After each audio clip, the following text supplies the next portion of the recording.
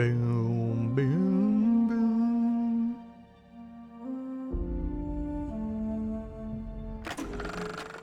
How do you like my faction accessories? Do they make me look handsome or too handsome? Oh no. What's going on, guys? I know I'm on kind of late today. Pretty sure I warned last time. Went out to dinner with some friends. We have a new all-you-can-eat sushi place that I've already been to. I went with my family, or like my mom and my stepdad and stuff. We went to $36, all-you-can-eat sushi. There's all sorts of specialty rolls. Nigiri is on there, as well as sashimi is on there. All you can eat. Bunch of appetizers. There's hibachi for like steak and chicken as well. $36. What? I think I had enough sashimi that normally would cost well over $100. So good. And then, you know, we just hung out for quite a while. Anyways, let's continue with the Outer Worlds.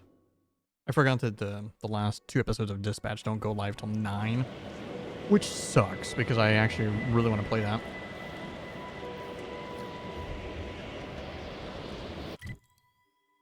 I have to try to remember what I was even doing.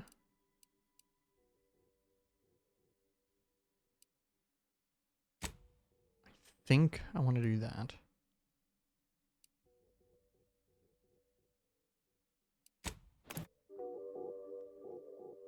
I think I have Marisol with me already. Yes, I do.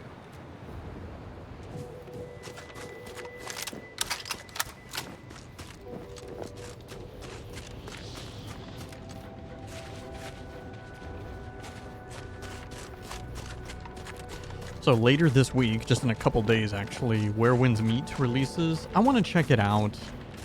I have no idea if it's going to be any good. It may be absolute trash. But... oh. I thought this was Fog of War. That's not Fog of War. But I really do want to check it out. So...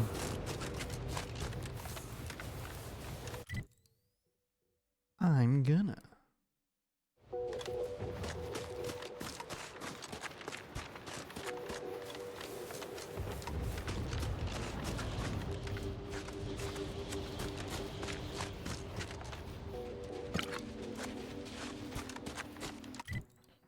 You know, it's probably better if I just teleport here.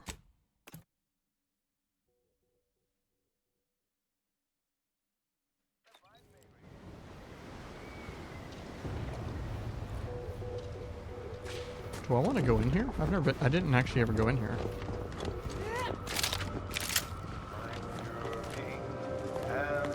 Oh no, I can't.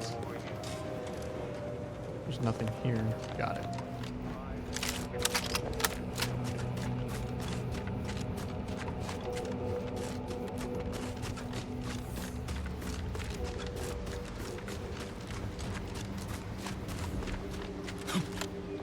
Let's do the damn thing.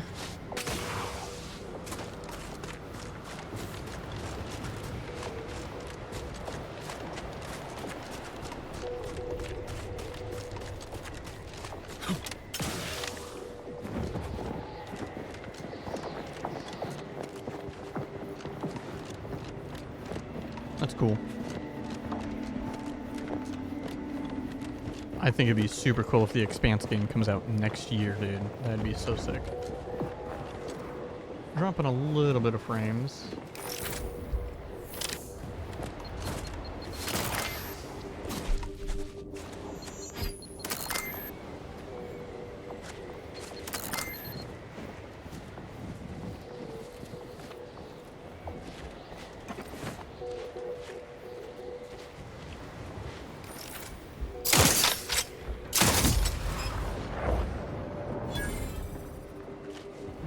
That'd be Spireton. Was once the Order headquarters on Cloister. Afore all this.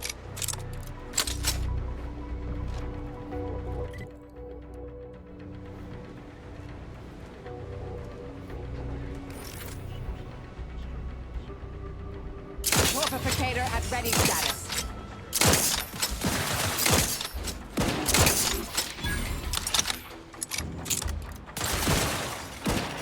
I have to like parts are fried.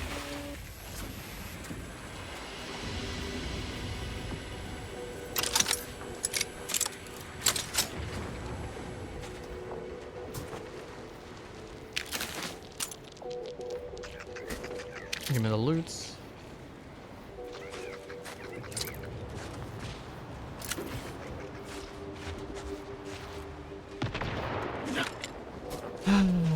So it's nice to spend time with my friends, though.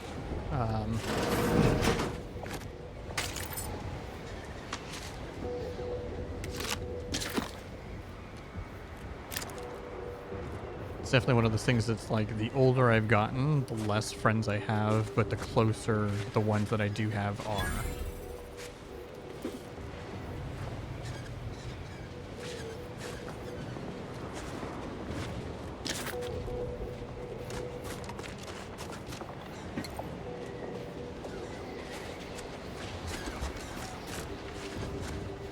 Just kind of sucks sometimes because there's a girl in the group that is single, and I think she's one of the most attractive women I've ever met.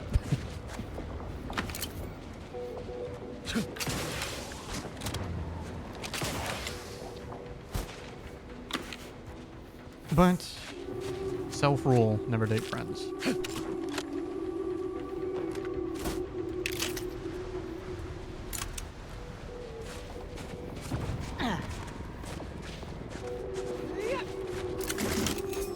Gigantic recipe for disaster.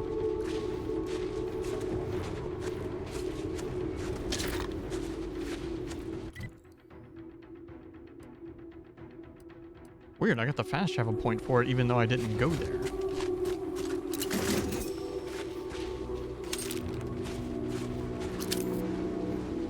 I'm super tired, by the way. I've been awake for maybe around 10 hours already. This is the first caffeine I've been having all day. So when we went to go eat at the sushi place, all I had was water and soju. Only thing I had to drink. Which, don't get me wrong, I love soju. But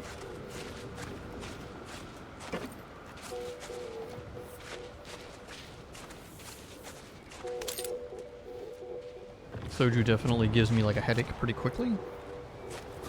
Many times.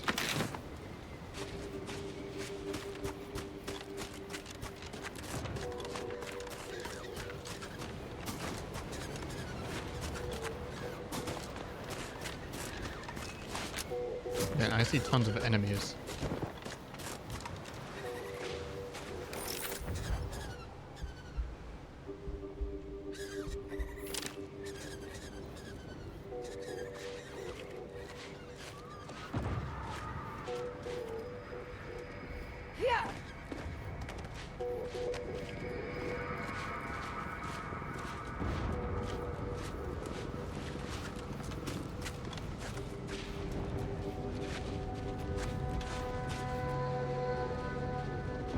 Override card.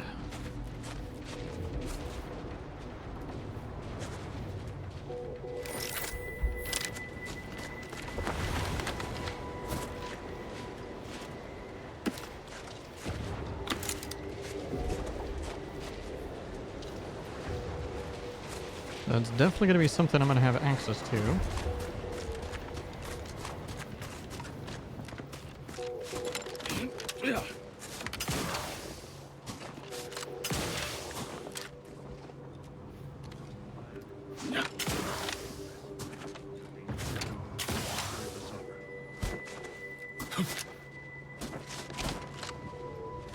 Rival. Eliminate.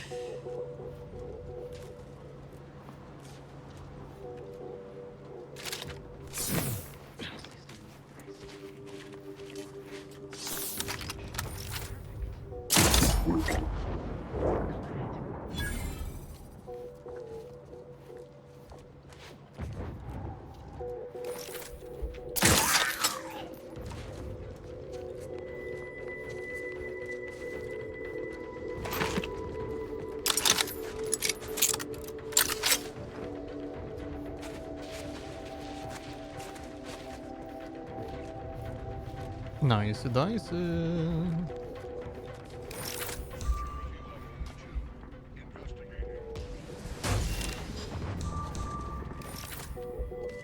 in on source.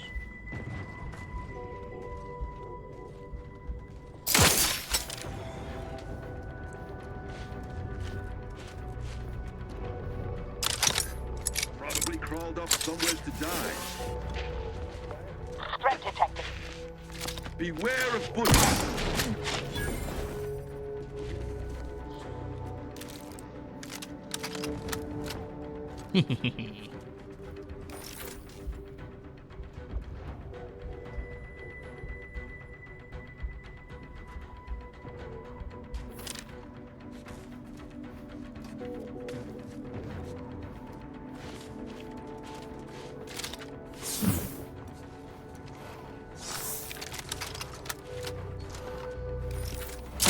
Proceeding to attack. Vitals critical. Don't become a statistic, Commander. Adversary vulnerabilities identified. They've been numbed. Torpification in progress. Mobility interrupted. Plasma tolerances exceeded. Combatant scanned. Vitals are in the red, Commander. Damn it. Knew there was a potential for disaster.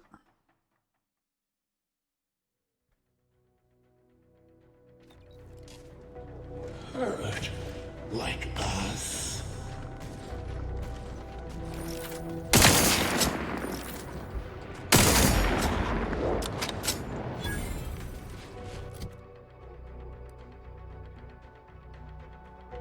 It doesn't sound like there's a silencer on it.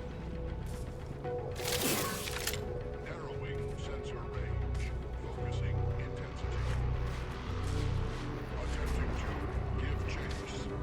Returning to patrol mode.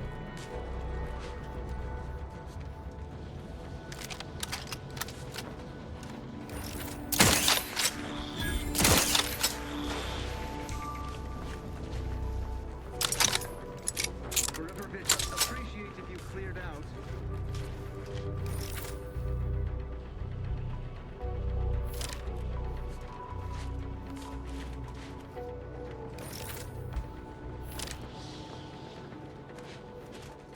We'd really appreciate it if you cleared out.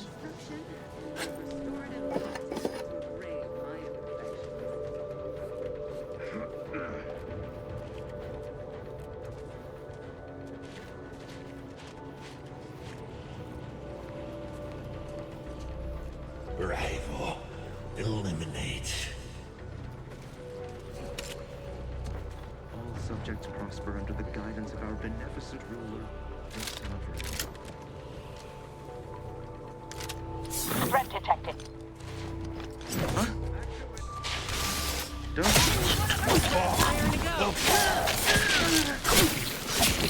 Slow, Commander.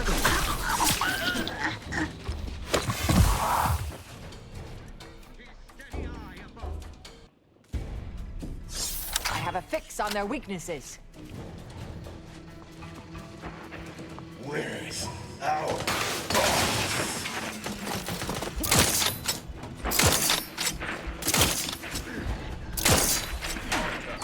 Torpification in progress. Popping that claw. Mess with me, you get the Mobility claw. interrupted.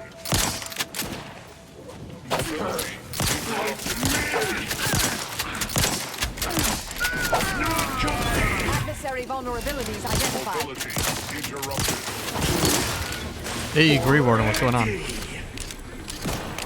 It's not really a sniper build. So much as just supposed to be more of a stealth build.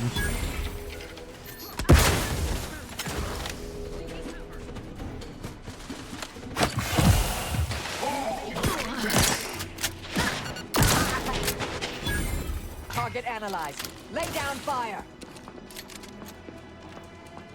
better than overtime? Ought to reload. Regain sight. Standing by to stupefy. Combatant scanned.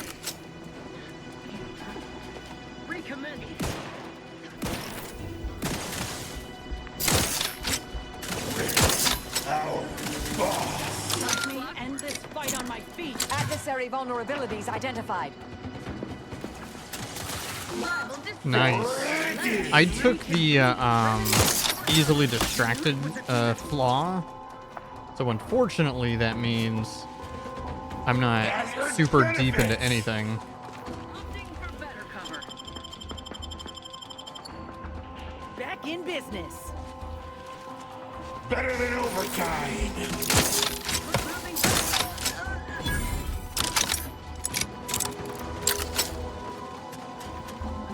For Gary. Thank you, dear.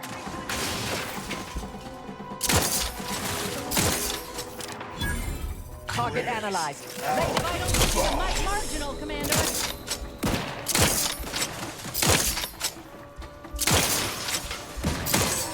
For Andy. Shit. Do I have any bags? Nope. God damn it.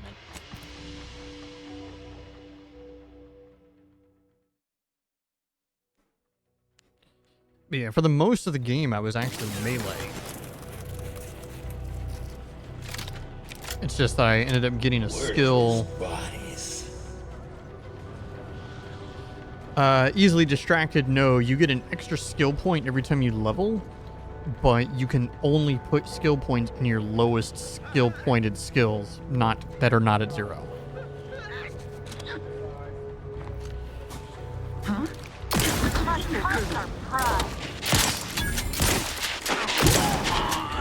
Damn it.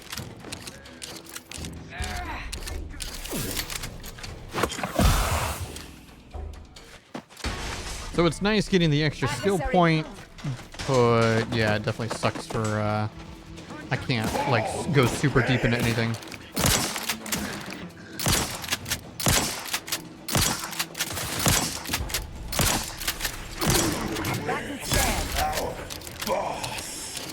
This thing's got a mean streak. Black Claw. Hazard benefits.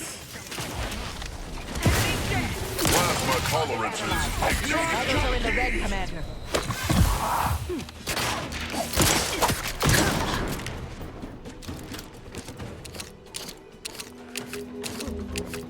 I've been able to pretty much open everything, Better than overtime. but I'm also kind of high level, I guess. I think all my stuff is around 10. 9 or 10. For Gary. Check your scopes for combatant analysis. Based on your name, I assume you're a Dragon Age fan? Standing by to stupefy. For Gary. Tingling. All charged up. Oh, nice. Kind of in the same area of the game. For Andy. Check your Love scopes for Dragon. combatant analysis. Even Veilguard? Where's our boss?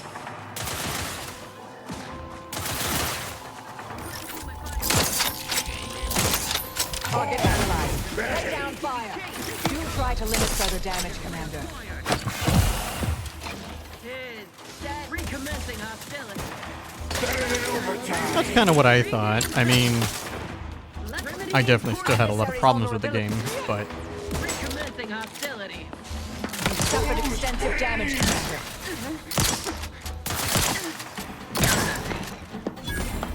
a lot of people would have you think it's like a 0 out of 10 game. I thought Veilguard was like a 7 out of 10. Craft is ready, and frankly, pissed off. My main issues is that it wasn't, in my opinion, a good Dragon Age game. It was just a good action RPG. The Protectorate endures. Ooh, I get a nice reprieve here. Paradigm for even tomorrow. Back to it.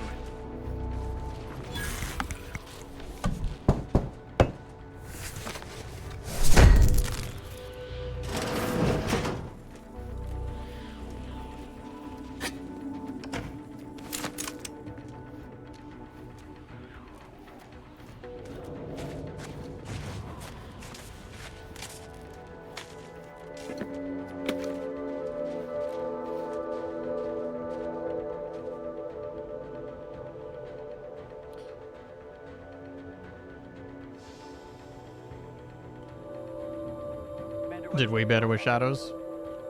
So, I was never a huge Assassin's Creed guy. I played the very first Assassin's Creed game, the original. Thought it was decent. Then I never played 2, 3, Black Flag, all those. I never played any of those.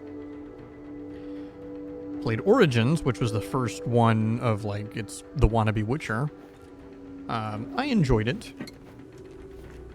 But again, you gotta think about this too, though. I had only played one other AC game before, so I didn't have that mentality or like, connection to all the franchise. But I really liked Odyssey. I liked Odyssey a lot. I actually think that's a pretty good game, but I know a lot of people probably just don't like Origins, Odyssey, Valhalla, those 3 games, just as AC games in general, because of the type of games that they are.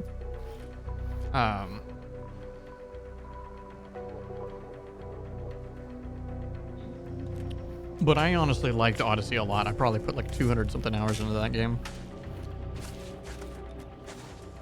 I was hoping I would have liked Valhalla, but that game is just too fucking big.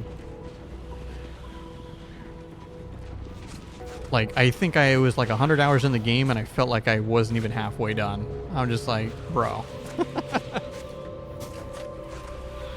and the game felt like it just had a lot of pointless, monotonous stuff. I don't know. I didn't like Valhalla that much. Didn't play Mirage. Had too much going on.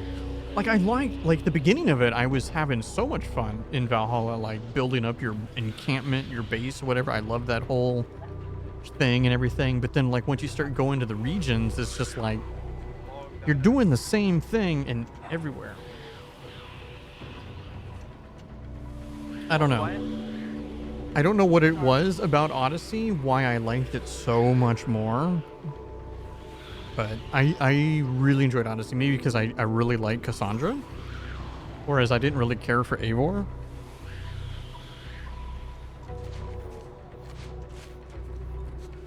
I don't know. I can't really pinpoint why. And I didn't touch Shadows because that just seemed like a political nightmare to play that game.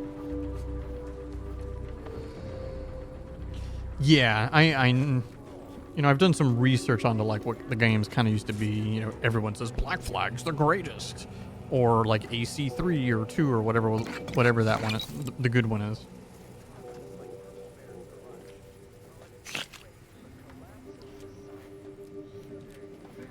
I assume they were probably more like the first AC game, just much better.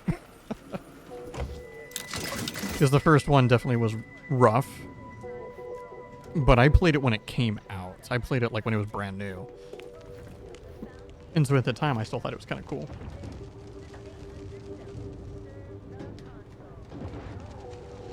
Commander, when is the patrol back? So you have a typo in there that that triggered my auto mod.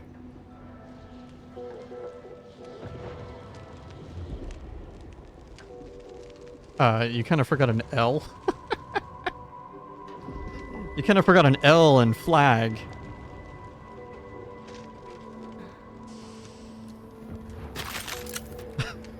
So it said black something else.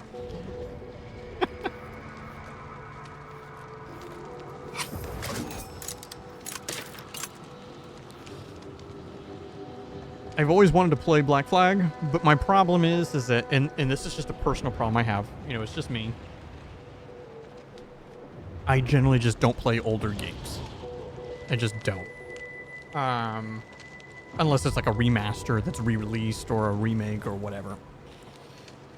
The only exceptions probably in the last 20 years of games that I played something that's older than, and when I say older, it wasn't new when I played it, would be games like, I played Hollow Knight late, and I played Dark Souls 1 and Demon Souls late.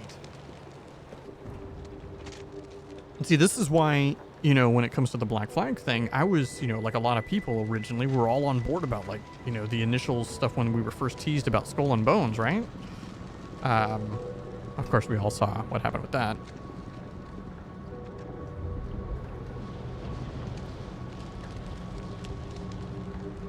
10:30, didn't have sleep. I'm guessing somewhere in Europe. It was fun for a little bit.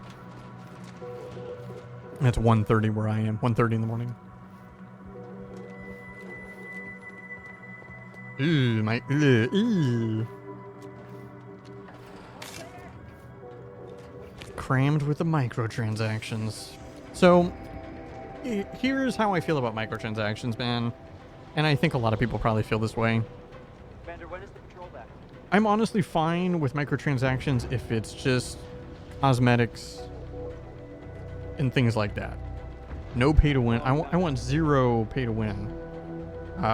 Like Path of Exile is one of my favorite games, probably of all time. And I think the way they do it is like one of the best ways possible.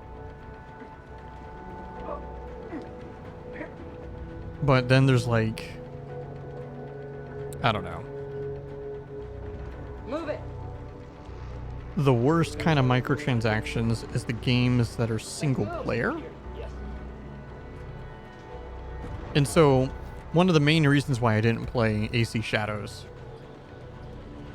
is because I hate Ubisoft. I just straight up hate Ubisoft. I think they are one of the most corrupted, you know, greedy, like, I don't know what kind of mongering word I should be using, of a video game company that's out there on in the planet. And it's just like, I can't support Ubisoft. I wanted to play Star Wars Outlaws, which I'm sure is a terrible game anyway, but I'm a Star Wars fanboy. But I just can't do it. It's Ubisoft. I cannot, in good faith, support Ubisoft in any way. And I had no idea about that with COD. I don't play Call of Duty, so I didn't know, but that's terrible.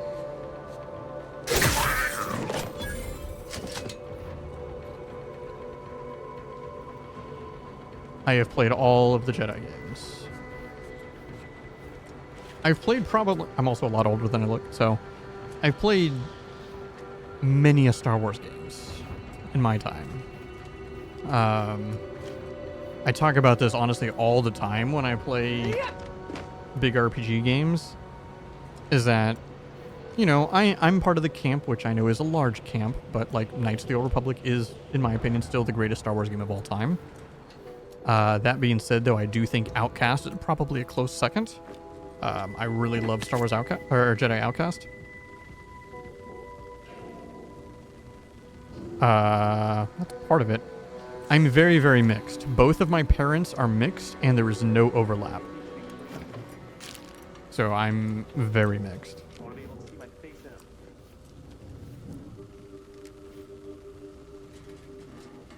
They never age. Yeah. I actually played through Knights of the Republic 1 and 2 maybe like 3 years ago. I played through it again. I streamed those.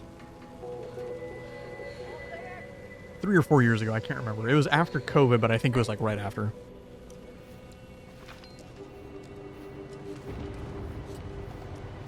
But yeah, I love the entire Jedi series.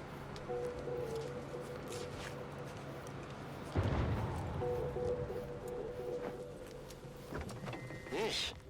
I understand this spot has strategic significance for the defense of the archive, but it is horrifyingly banal. I mean, I've been stationed in some backwater burgs in the past. Seriously? Did these Order eggheads do anything for fun around here? It's all math charts and chalkboards, and how many Abakai does one outpost need? Hope they never retake this place, because I'm throwing all... Are you talking about the recent games with Cal Kestis? Fallen Order and Survivor? Ah, yeah. I'm sure we will. I'm sure we'll get a third game. It's another one of those situations where I actually think the second game was better than the first, overall. It's really interesting, because a lot of the times in a lot of when it comes to like media, movies, very rarely is a sequel better than the original.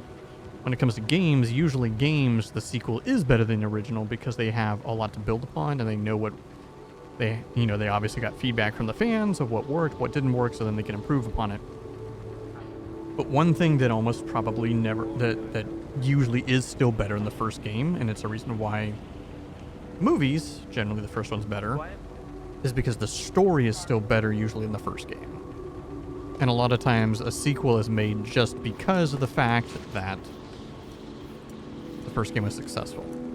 Now, I'm not saying that's the case with the Jedi games, but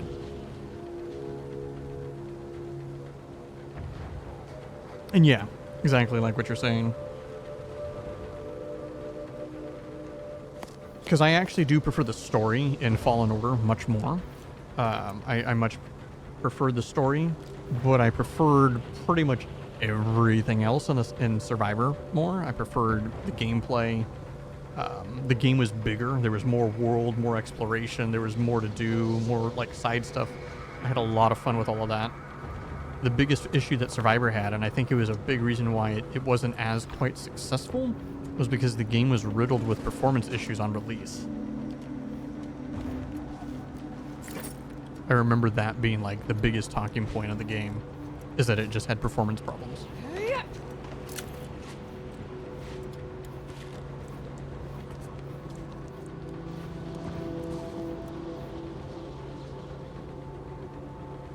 Oh yeah, absolutely.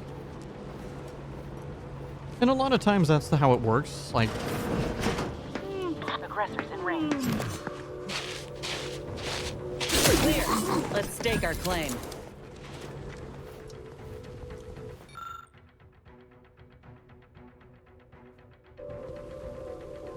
Little Roar. Oh, it's a mini rockets. Weapon?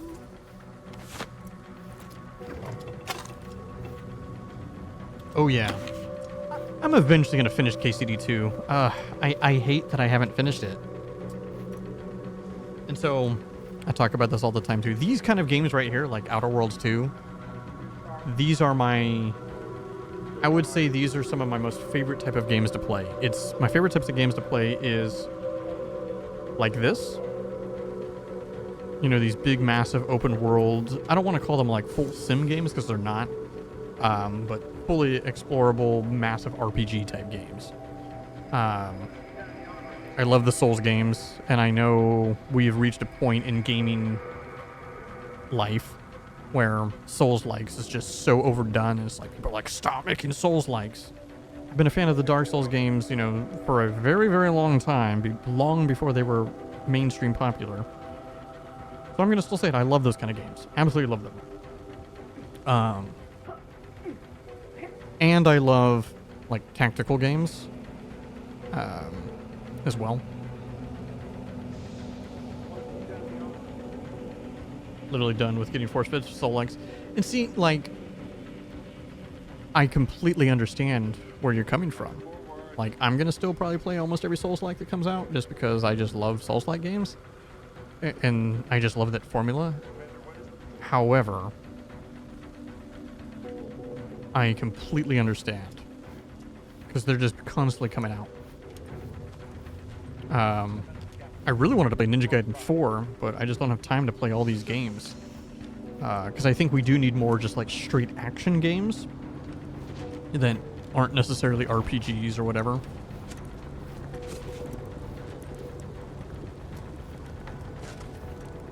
A lot of us are hoping that.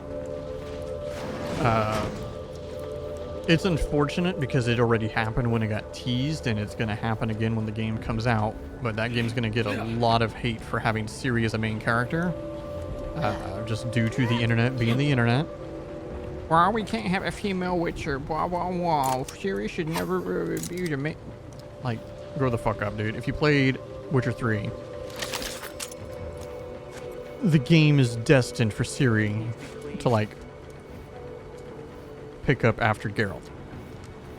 Like, she's gonna be a Witcher, and obviously we see that in the teaser.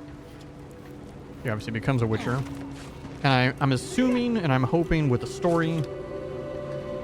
Yeah, exactly. But a lot of people, you know, it's just internet folk. But I mean, there was tons of stuff about it when it got teased. But yeah, I'm hoping one of the key points though that we talk that's like a big story point in Witcher 4 is going to be obviously why she decided to become a Witcher, because she didn't actually do like the Trial of Grasses or become a Witcher at all in the third game. It was just something that we knew was going to happen, but it didn't actually happen yet. And in that teaser, she clearly is a Witcher. She's obviously going to be very green. Yeah, because Geralt's her father, basically, surrogate father to her. But having gone through, Trial of Grasses and stuff like that, will that have tampered with her elder blood? Because obviously she's fucking godlike. She's ultra powerful. More so than a Witcher. Or at least in certain ways, right? But I'm going to assume, I'm just guessing, by doing that stuff, she'll have like lost some of her powers.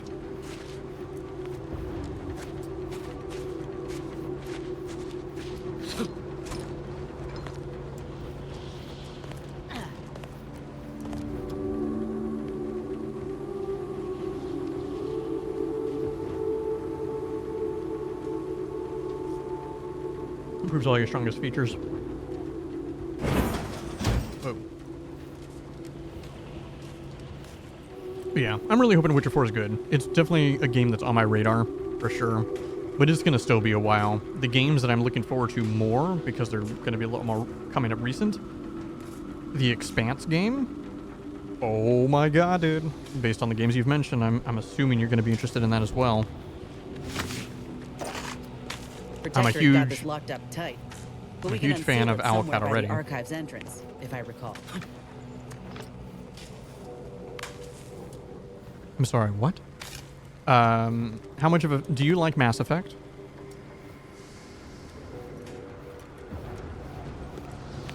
AKA the sci-fi Dragon Age?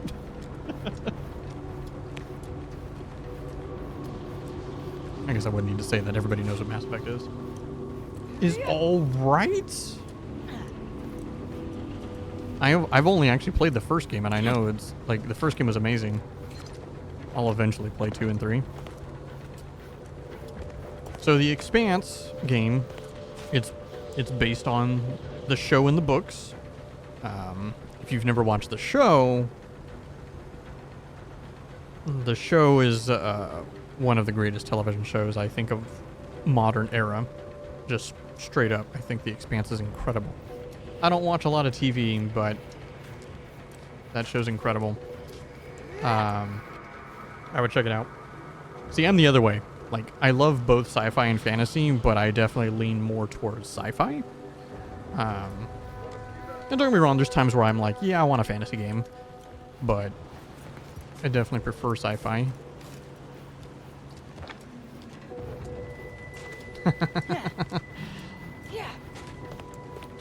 Definitely understandable, though. Everybody likes a big bonk or a big swoosh.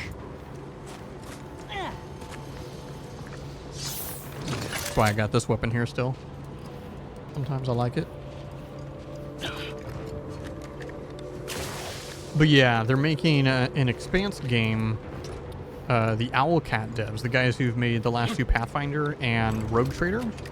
I don't know if you play CRPGs or not. There is no way in. Bummer. They have teamed up with, I don't know who they teamed up with, but to be able to make... Doors barred shut.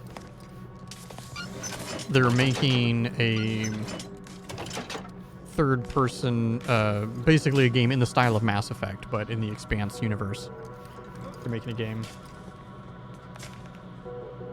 Oh yeah. And it's very apparent.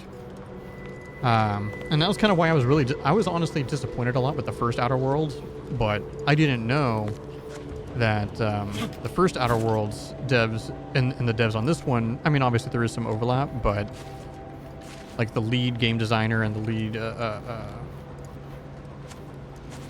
and the director or whatever, those guys didn't really work in the first game, just a little bit.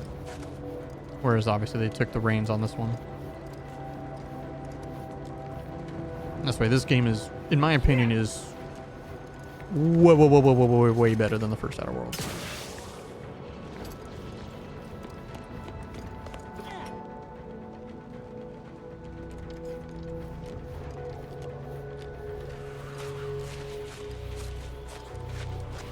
Guess I gotta come back here when I get some stuff.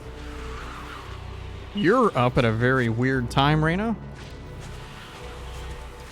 What? On a Wednesday?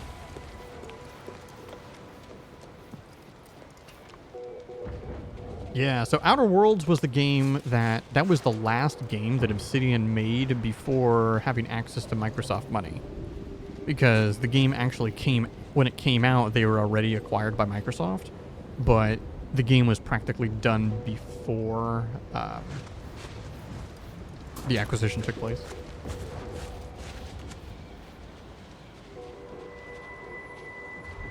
Oh, workshop, where you at? I'm assuming then maybe you're in a different country?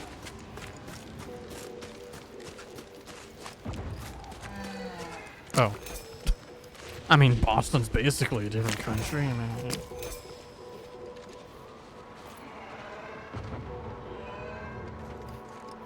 yeah, there's no reason. The console war stuff really should have ended a while ago. Because people are still going to buy the different consoles, you know, for different reasons. You see I'm assuming then you saw the trailer for Halo 1 Campaign Evolved for PlayStation.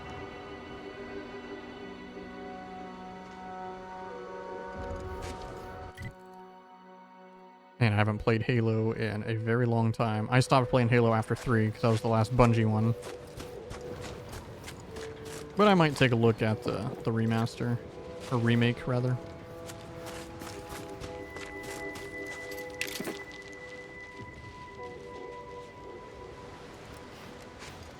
I definitely hear you there. Which is why for me, I don't really have any homies I game with anymore. I play mostly single player games anyway. I mean, you know, I've kind of been caught up in the Arc Raider wave like everybody else, but I generally play PC or PlayStation. I love the PlayStation trophy system, but I always love PC.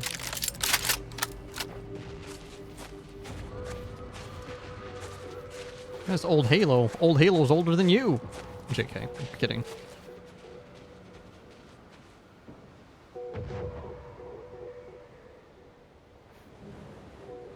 Oh yeah, everything should have crossplay. At this point, everything should be crossplay.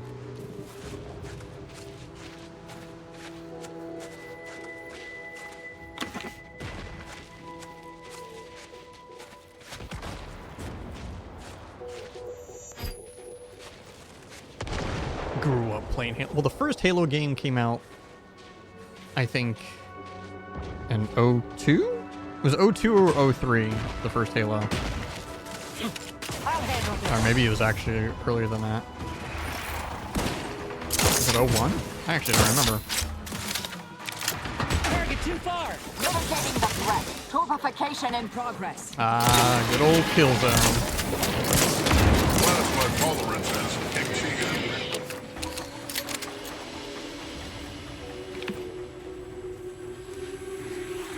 I do remember Killzones.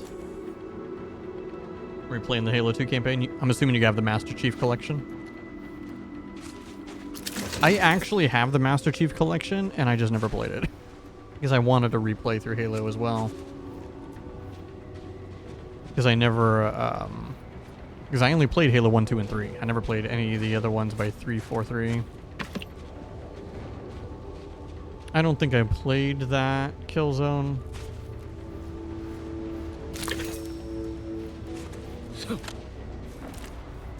Yeah.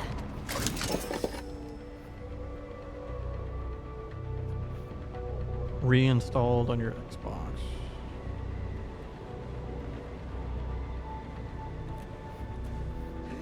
How else can you even play Halo 2 besides the Master Chief Collection? Are you able to still like buy, I'm assuming digitally, to download it? like OG Halo, because Halo 2 is from the OG Xbox. That wasn't even Xbox 360.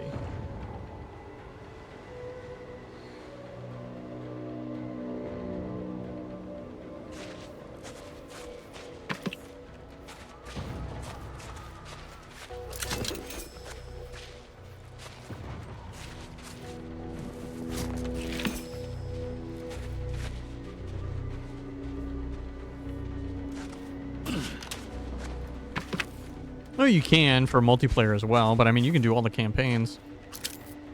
And it has all the games. I just remember I bought it when it first came out. I was like, well, I'll probably get around to playing it. Never did, but... Oh, okay. That makes sense. Yeah, that's what I was thinking. Yeah, it's probably the you were probably able to buy the games individually, like on the Xbox, whatever the Xbox store is called. There is still a single JRPG that I've always wanted to play that is only available on a 360 or an Xbox One, and there is no other way to play the game unless you emulate it, but I don't emulate. And I'm sad. I'm like, I'm not gonna buy a used 360 or Xbox One just to play one damn game. But I've wanted to play Lost Odyssey for so long.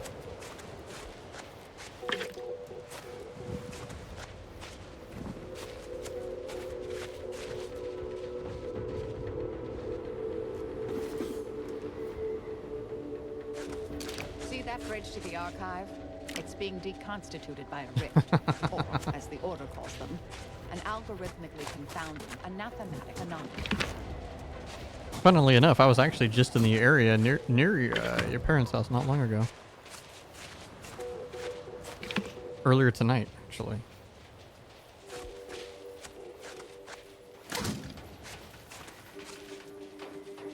Some friends and I went to there's a pretty new all-you-can-eat sushi restaurant.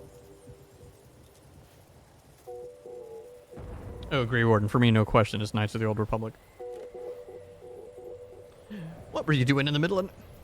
Hey, okay, it's not quite the middle of nowhere. I'm not sure when's the last time you've been back home, but the amount of developments that are being built is actually insane. Homes starting at a low price of $800,000, you know.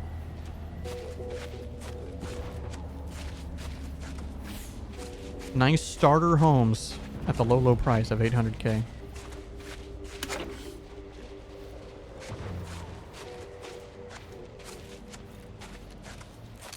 It's just so funny because, like, me and my coworkers sometimes are like, they've done already multiple studies in California to live, you know, moderately comfortable, you know, to get by, basically. On average, obviously it's not true. You know, certain places, you know, cheaper, certain places more expensive, whatever. Just the average. You need to make around $120,000 minimum.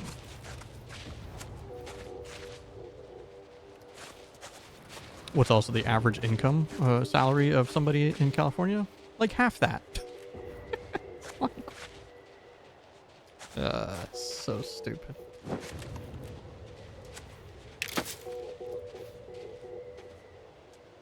What are you saying? Your dad's not like a massive actual gamer?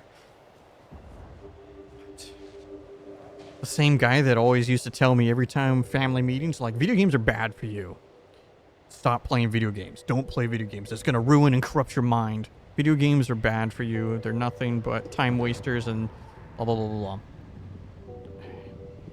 All growing up. This is obviously a little before, but yeah, that was definitely...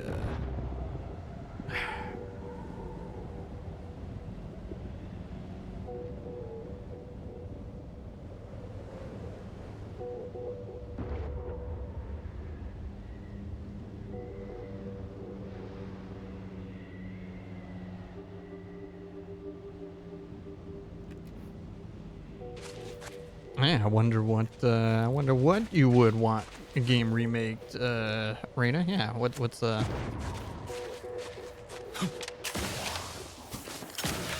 Any remake. Ooh, is this a Sub Rosa, guys? This isn't even where I was trying to go.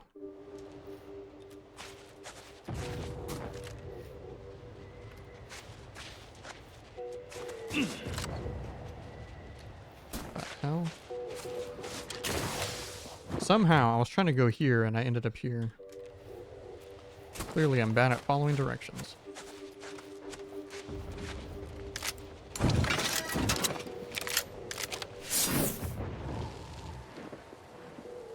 Battle for Middle Earth. I think I played that. I'm not sure.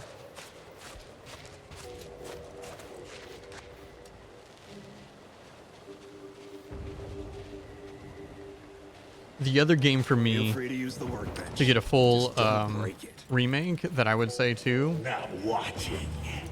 is Final Fantasy VI to get the 7 treatment. Because Final Fantasy VI is my favorite Final Fantasy game of all time. And I don't see that probably ever changing.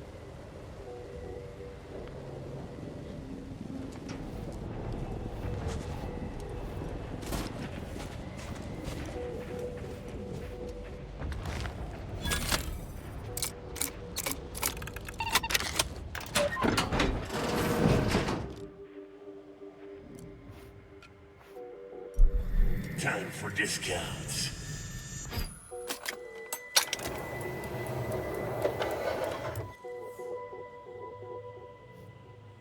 Game series resurrected from the void. Oh, god damn it. See, I was never really a Medal of Honor guy.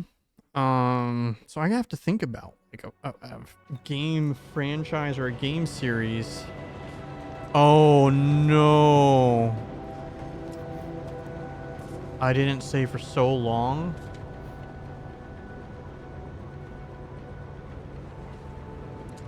Oh, and it's funny you mentioned that too, Reina, as Lord of the Rings, one of the Lord of the Rings games. So I played all 3 of those Lord of the Rings games on the PS2 when they all came out. I definitely enjoyed them pretty well. And I'm trying to remember, one of them was like a turn-based RPG, which was crazy. By my reckoning, that was the last one. Man, I can't believe I'm so far back.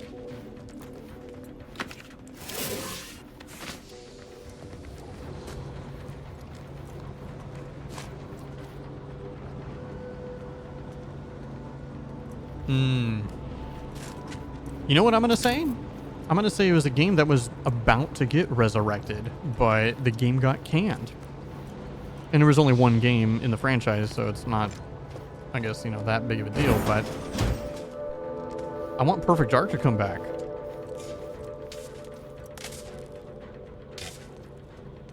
The Third Age was the turn-based one? Okay. Yeah, I know there was a turn-based one, and then they also did, like, an action game for all 3 of the movies.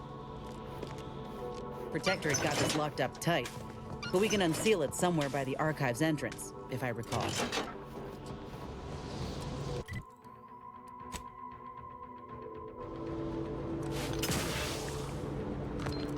Yeah, I was really sad actually when they decided that they canned the Perfect Dark reboot. Because I had countless hours in that game as a kid.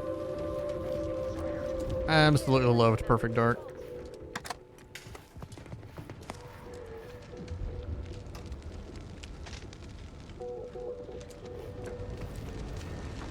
I would just like to see another good just Lord of the Rings game, period. I mean, since Amazon canceled the MMO that was in development for, what, 10 plus years that never got made?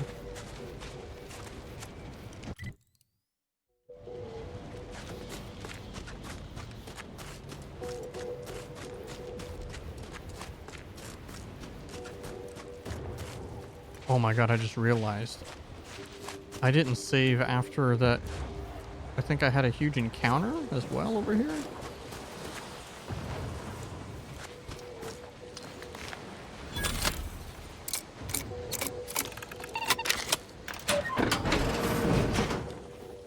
I definitely never did play the Harry Potter games back then. I played Hogwarts Legacy. Thought the game was alright. but I was never a huge Harry Potter guy, so.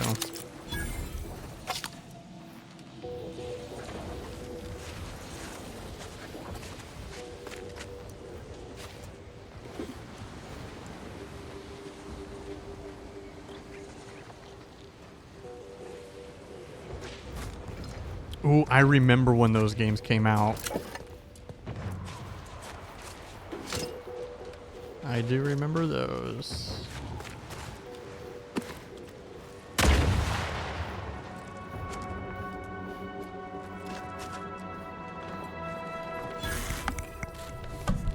Honestly, though, outside of the Lord of the Rings games, I never really was somebody who I intentionally avoided because I just didn't like movie games. I just did not like them. Lord of the Rings was like the exception. Probably because I just loved Lord of the Rings so much.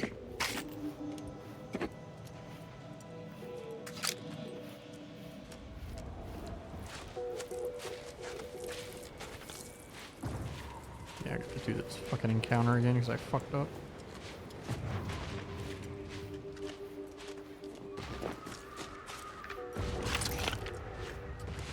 Oh,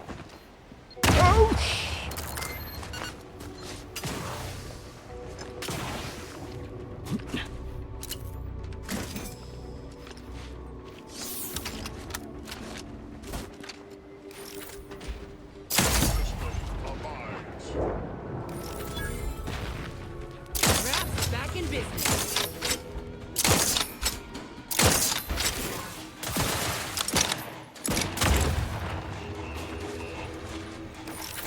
Investigating hostile intentions.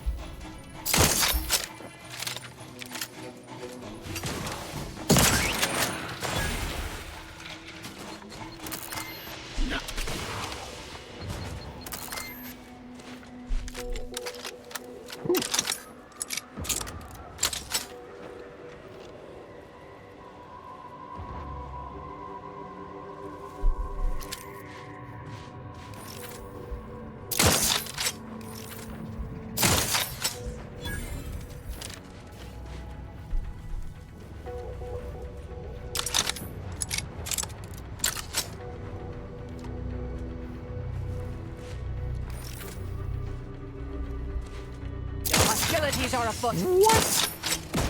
Bro, I am so bad. So I don't play FPSs anymore.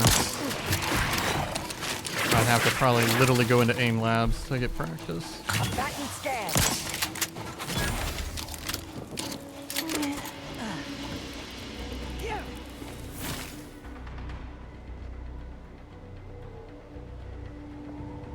Oh yeah, that's unfortunate. It's a pretty well-known thing that the Nemesis system is patented and will never see the light of day ever again.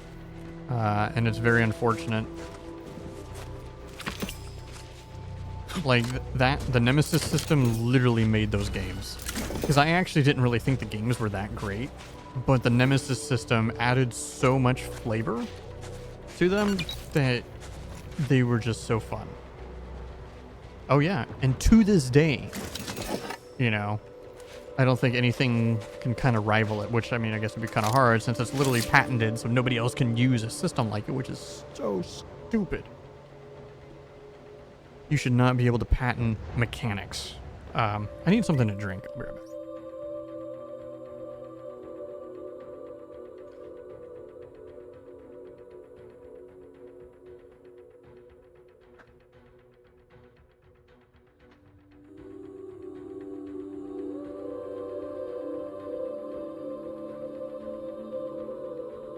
And yeah, you're right. The AI was really smart in those games.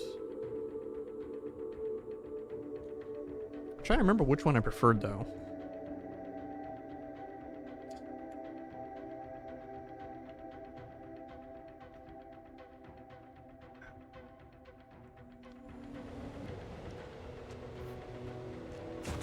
Make sure I save.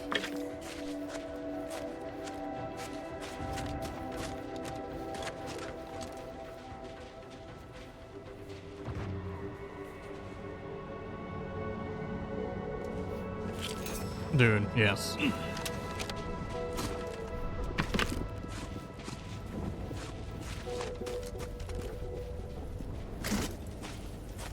Yeah.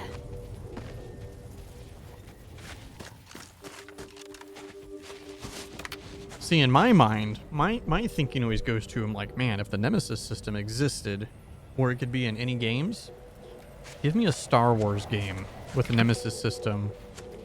Give me a Star Wars game where you don't play as a Jedi or whatever. Or maybe you do, and there's like a whole bounty system, like bounty hunters come looking for you and shit. Oh my god, dude, like, oh, man, give me so many.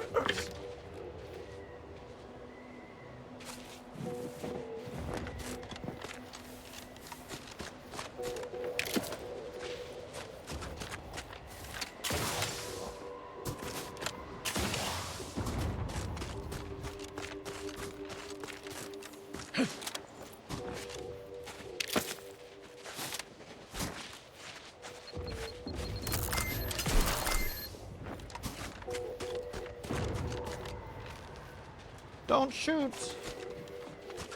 Can't afford. Yeah. No stealing. Feel free to use the workbench. Just don't break it. Oh no, I don't want to break down.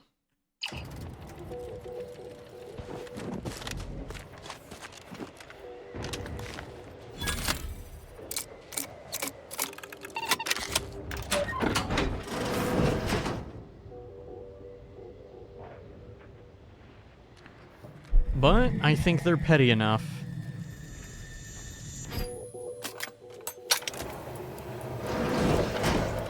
I think they are absolutely petty enough.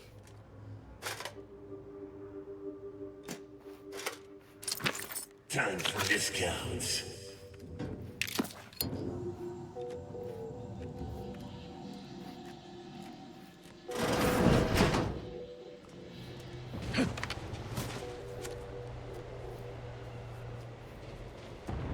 It just sucks that there's so many like of the AAA of companies are just so petty. Ubisoft is obviously, you know, just straight up evil. Then you have EA, which is not quite as bad as Ubi, but still like terrible. And Nintendo is like awful. Like anytime Nintendo loses a lawsuit, I'm like, yes. Yes. Pretty much how it is. When Nintendo literally threw the idea that we're going to try to patent the idea of having a companion that fights for you. So here's the thing with Rockstar. They're very money driven as well. Of course, duh.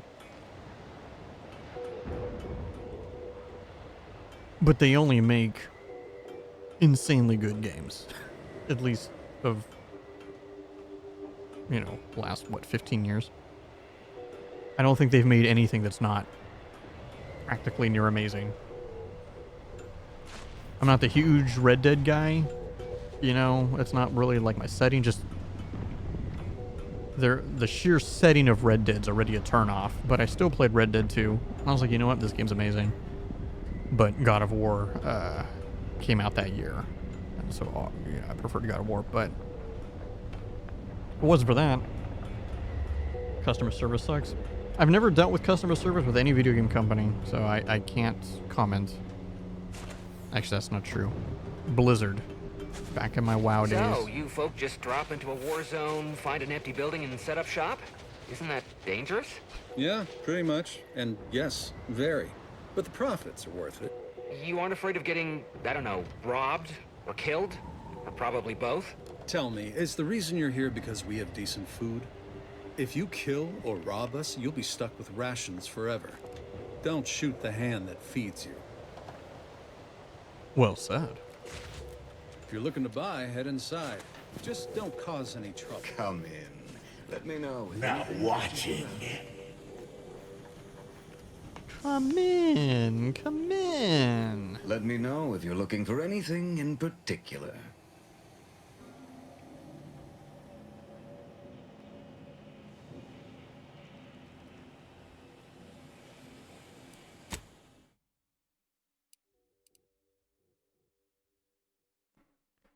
When your health drops below 25%, gain 50% of your max health as temporary health It's a 2-minute cooldown, which decreases with your lockpick skill.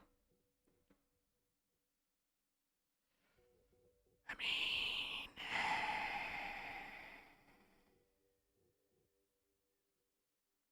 I guess I'm just gonna buy it anyway.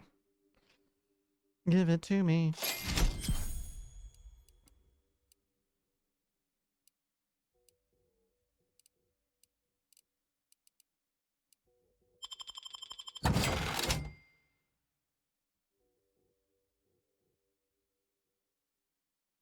Oh, that sucks, dude. I know I had really, I had a really hard time with Blizzard, way back in the day, because, so, this was so long ago, in early WoW days, so a lot of people probably don't even know this, but you used to have to, there was, your accounts were linked to your credit cards or whatever, not your account names. The way that they did things were so jacked up.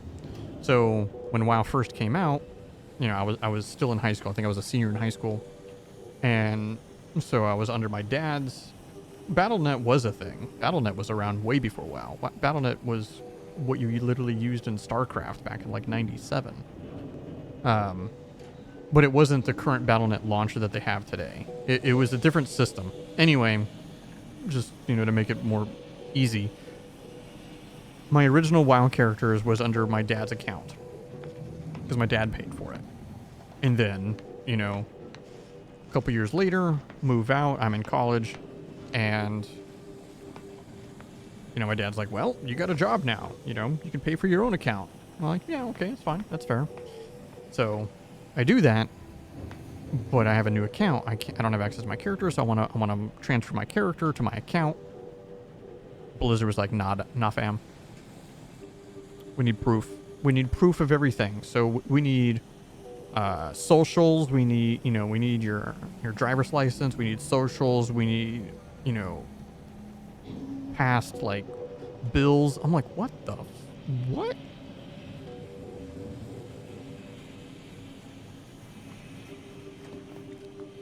Nope, it's not. And basically what ended up happening was I just never got my original character back. So I had to start over. And that sucked.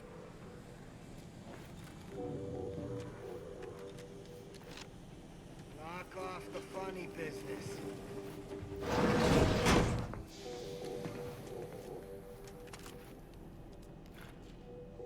Does not have a key. Where would I find the key? Sub Rosa Cloister. Back room card, because there's probably some really good pockets. I mean, there's already interactable items in there. That's a mine.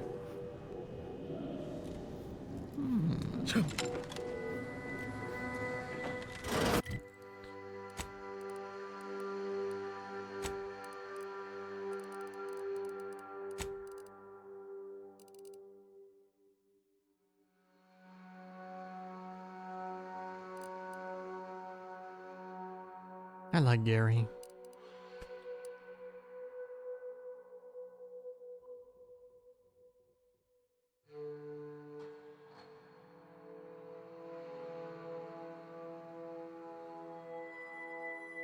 Having to walk everywhere? You're talking about like in WoW?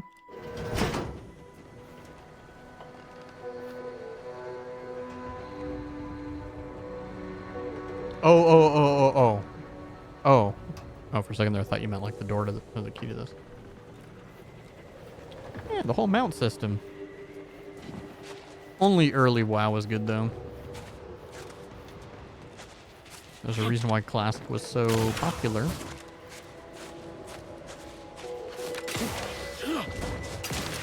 If I got on it early enough, I actually would have wanted to play hardcore. Yeah, no, I played WoW release all the way through to the end of Wrath as well. That's when I stopped. And the reason why I stopped is because Warcraft 3, I was a huge player of Warcraft 3. I played that game so seriously. I literally was like looking up Warcraft pros and everything to just get so good. I played it. Go to school, go home, play Warcraft 3 all day, study VODs. I literally would just like study for like 3 to 4 hours, more than studying for school. I'd be studying, you know, the pro players of their build orders and everything like that, so I can try to mimic and try to be good. And but story-wise, the Frozen Throne ends when Arthas and Ner'zhul merge to become the Lich King. So for me, story-wise, the end of Wrath was basically the final conclusion to Warcraft 3. And the Ulduar raid, it depends. I mean, if you had a good group, it didn't take that long. But there was a reason why Ulduar was broken up into multiple wings.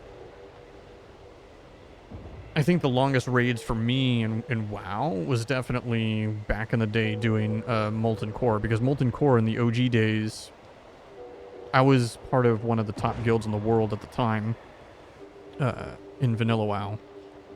And I think Molten Core was like, we broke it down to 3 days. I think we did it in 3 days.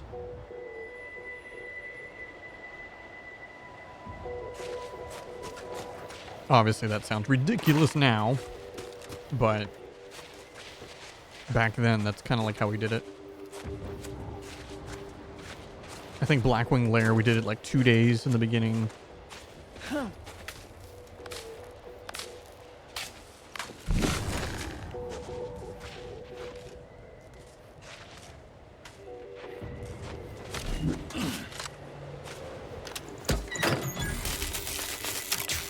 Oh yeah, the final raid in BC.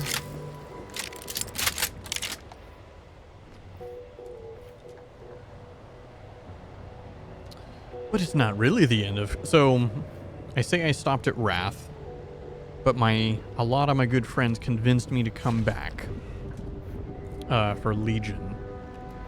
So I came back for Legion and I played, and I did everything in Legion as well.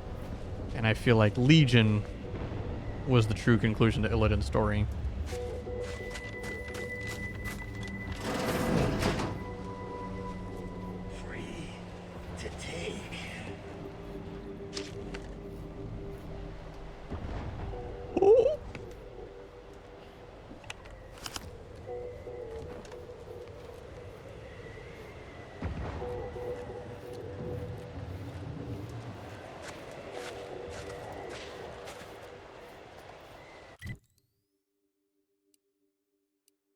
Oh yeah, Blizzard's always been so good at cutscenes. I think the first time for me that it really dawned on me that their cutscenes were just god tier was the opening cinematic to Lord of Destruction from Diablo 2. I was just like, this is amazing. This is a video game, guys. I was like, this is so good. Oh shoot, I need this guy to disappear. Takes all sorts. Is he gonna know immediately?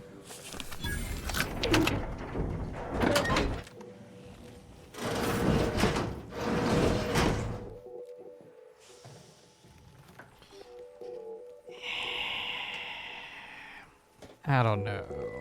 Diablo 3, I was not a fan of Diablo 3. Now watch it.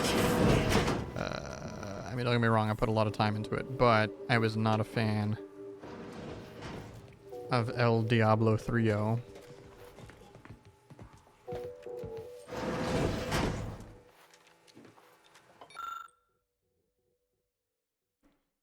See, I'm the opposite. I mean, don't get me wrong, I don't really play Diablo 4, but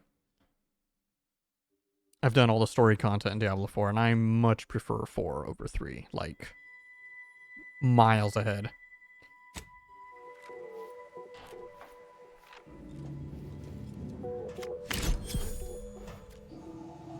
But if we're talking just ARPGs in general, though, Path of Exile, no question.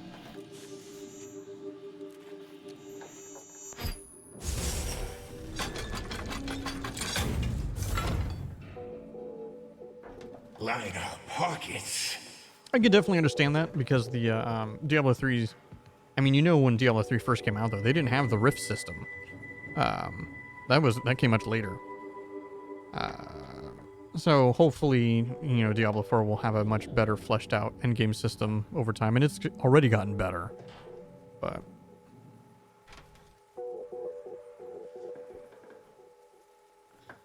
yeah, so that was something that Diablo 4 intentionally did, is that they wanted that like pseudo online thing, you know, fighting the world bosses. It's kind of cool, but kind of not. Time for discounts. This is interesting. I got to sneak and get all this shit, but this stuff is like not good. Or maybe that is good. I don't know.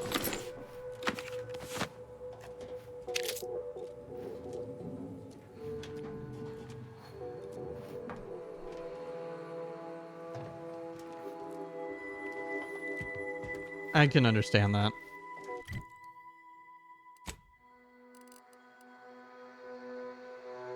I need to upgrade this. I think I am going to mod it, and I will eventually take out...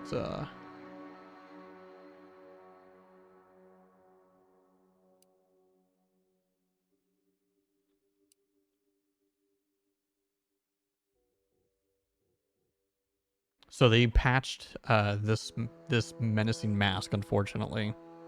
The melee damage is only for single-handed weapons now, which sucks.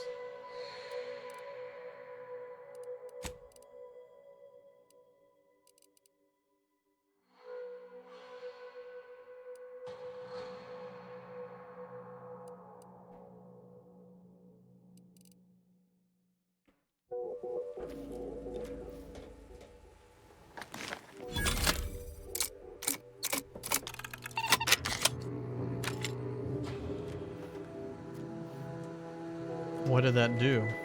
Did I get something in return?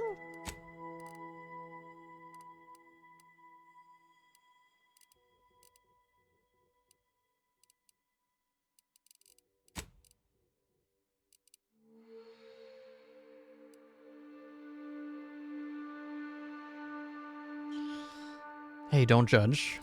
Okay. No need to judge.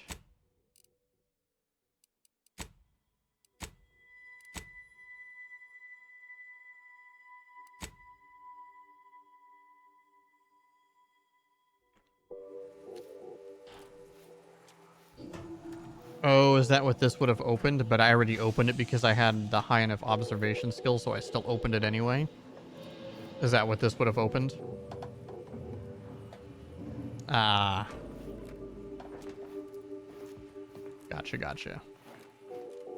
Can't afford.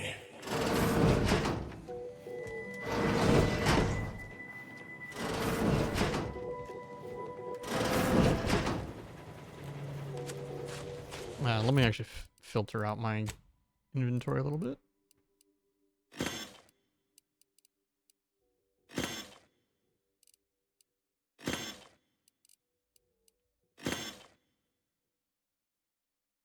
Oh, yes, they do. I love that the Sub Rosa faction exists. Huge, huge fan.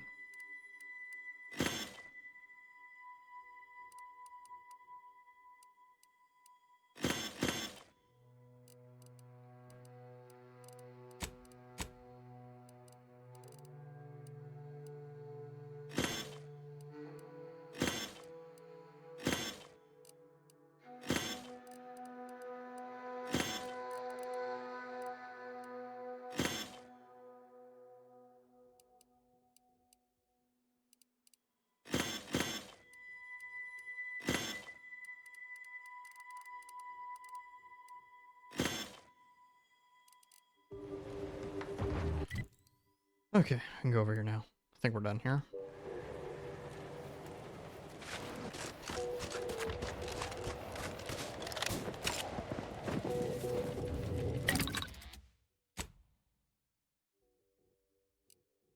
What?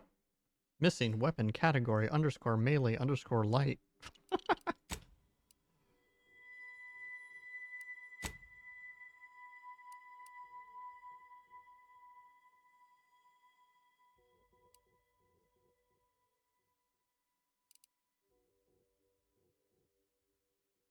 Ignore a single incoming hit every 15 seconds. Ooh, that's actually kind of good.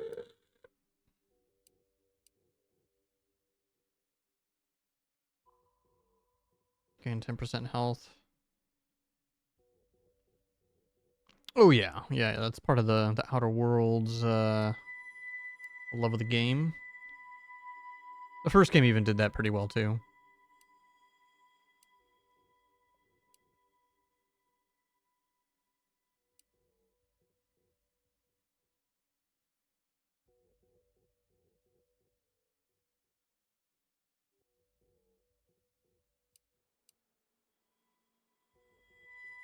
I think I might take that.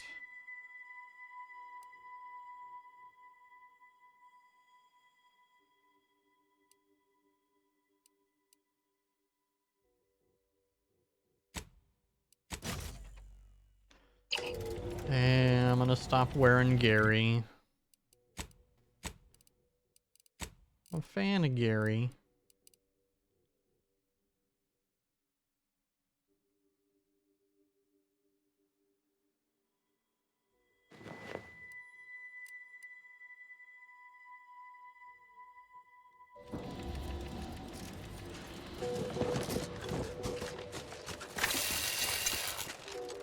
The hell was that?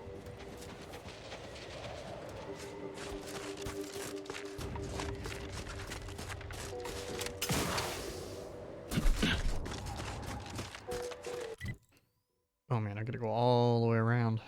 Shit.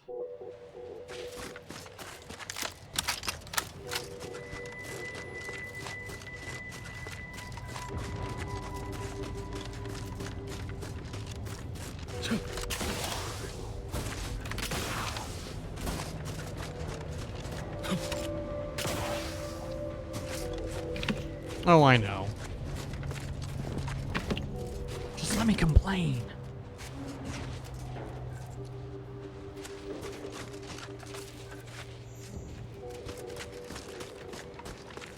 Just let me have this one thing. Ugh, man, I had pho with, or not pho, I had sushi with my friends. Now I wish I can have some pho.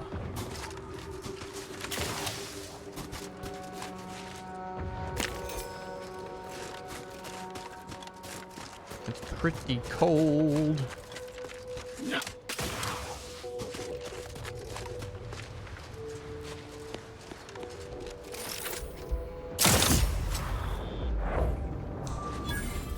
Proceeding to attack. Ah, shit. Target analyzed. Lay down fire. Gravel claws angry. Cover my claw.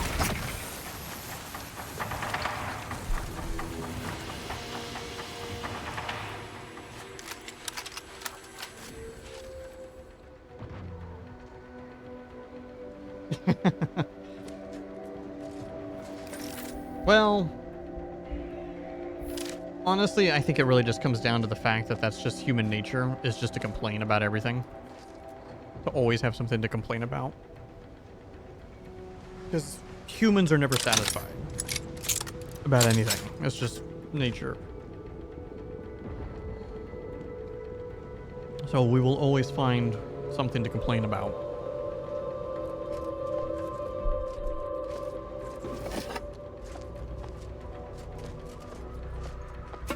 That being said,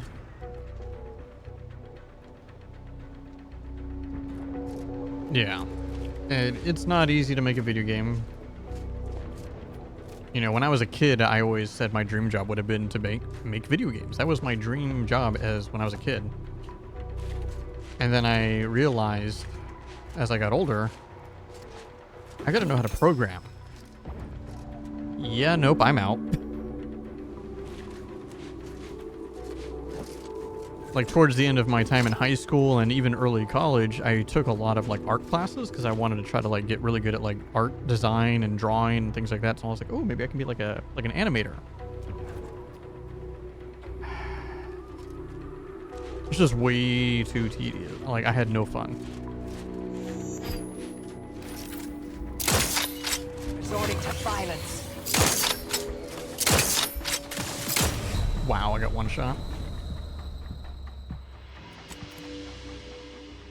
Now the dream job, if you're going to get in game development, really is just being a director.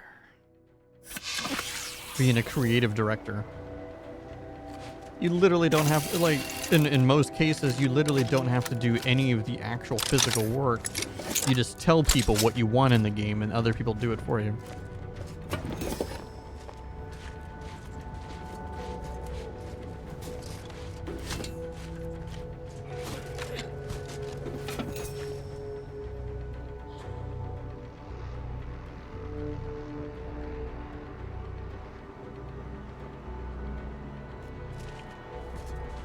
Yeah, and I feel like for me, like, I don't rarely, if at all, ever like complain about a game in a way of like, I feel like I'm actually complaining so much as I'm just like, I wish this was better, you know, something like that.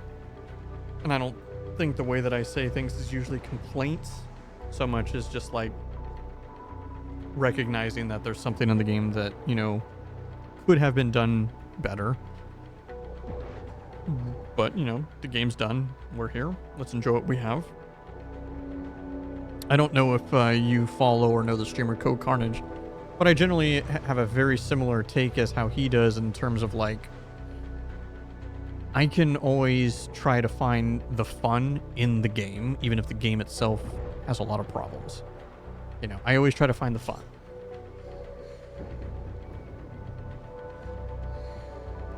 And if I'm not having fun, you just put the game down and move on. You know, no need to like shit all over, you know, a game.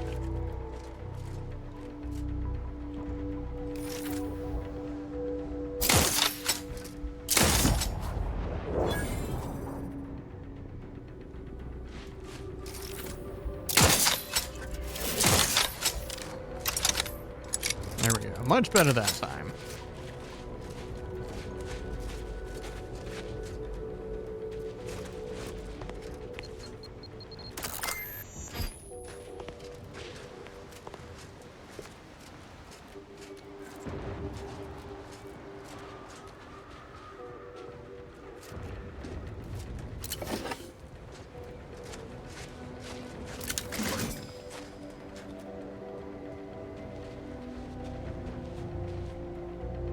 Exactly.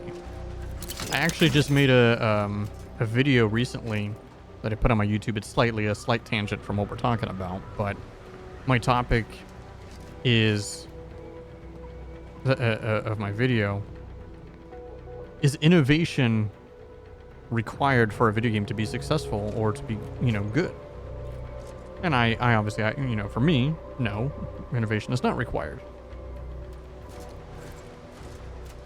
But I feel like there's just so many people out there that, you know, and that refuse to enjoy a game purely because, well, it doesn't do anything new, therefore the game's trash. It sucks because it doesn't do anything new. And I feel like those are like the same kind of people who just choose to complain about everything in games all the time.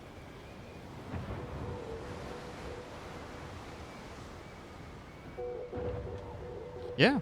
And there's definitely games like that for me too, that I don't necessarily like playing them, but I will watch them. I don't play horror games, really. But I found that I actually enjoy watching people play them. I watched a full playthrough of Chronos that came out earlier this year, and Silent Hill F. No need to play them. Got to enjoy them by proxy.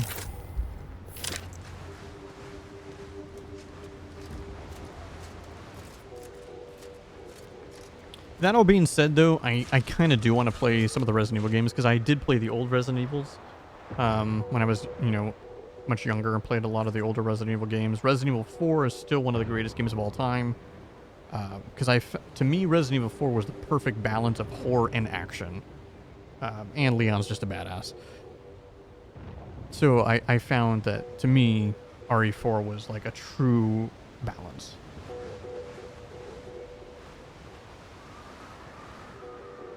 Oh yeah, I'm absolutely sure that's true.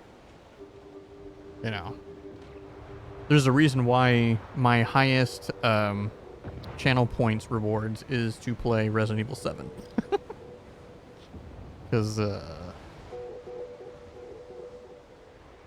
Yeah. I'm gonna have to at some point, I think. I never played Resident Evil 5 or 6. Oh yeah. Is it called Biohazard over there? Biohazard's obviously the actual Japanese name, and over here in the West, retitled to Resident Evil. I hate it when they do that with games. They change the name for the region. So dumb.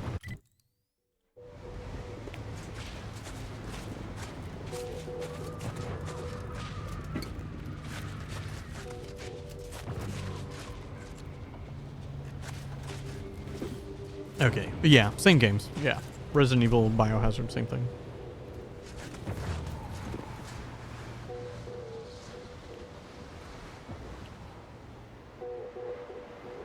Interesting.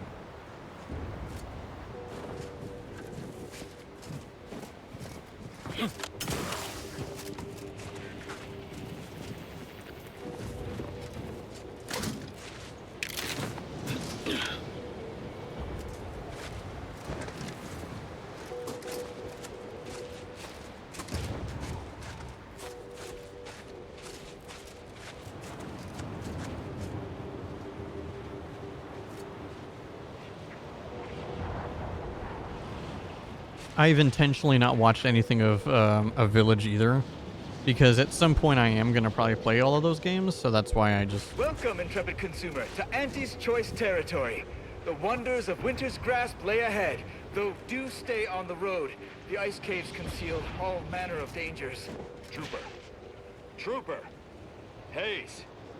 Hayes, can you hear me? Hayes, your family is depending on you. You gotta shake off these vapors, man, and clear your head. Rattlebrand frat, the only lard for your vat. Once you fry in our cold pressed sprat fat, you'll never even dream about going back. He's not responding, and I'm out of ideas. I've no fair ideas of how to proceed, White. Nothing we do seems to garner the... Yes? Can I... wait. Welcome, potential customer, to the majesty of Auntie's military might. Normally, I would be at your service, but I'm dealing with a situation here.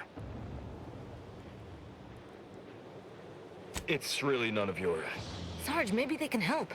The two of us are certainly out of options. And who'll pay them for the assistance? You? Very well. The issue is our compatriot, Trooper Hayes. He seems to have some kind of break or shock to the head, and he's, well... Same sucker, bad habit blocker. It tracks every movement like a hunting death stalker. Try a gross habit, it shocks and agitates. This flogger's a stopper, you just can't brush off her. He's that. Yeah, Ever drop since them the bars, attack dude. last night, he's been unresponsive and communicating only in jingles. At first I thought it might be some manner of marketing ploy, but it seems permanent. The artillery bombardment was particularly heavy last night before the assault began, and the rounds shook the ground so badly that our lantern flew off its hook on the wall. Hayes put his hands over his ears, lay feet on the ground, and after the only thing that had come from his mouth were jingles. Old archaic jingles, ones I haven't heard in years. We must rouse him back to sanity. He's their sole earner, and should he be discharged, just the cost of his family's lodgings on the claim is more than enough to bankrupt them. Yes. Well, maybe. They're the kind of sales roles you take when you're young, before you reach an age to become a real earner. All right, I guess we can do that. Hayes, I'll take 5 bottles of Calorie Killer, please. Absolutely. I have a whole sales sampler full of all the calorie... what is... Was I just trying to sell you something? You don't remember? He's been wandering around singing nothing but jingles for almost 2 whole days. Poppycock! I don't even know any jingles by heart. Well, I'll be damned. Boom! I absolutely cannot believe that worked. Thank you for your help, stranger. His whole family would owe you a debt, if they had anything to pay it with. I got you, Sarge. Thank you so much for your help, stranger. We didn't know what we were And doing that's with why Hayes I before love these we games. discharged. Because that was random as fuck. And it was awesome.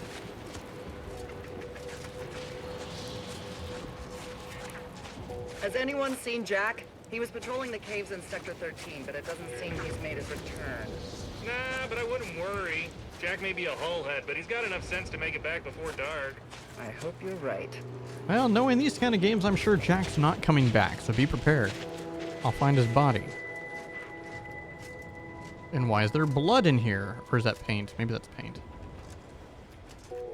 Oh, there's an auto dock. What the hell?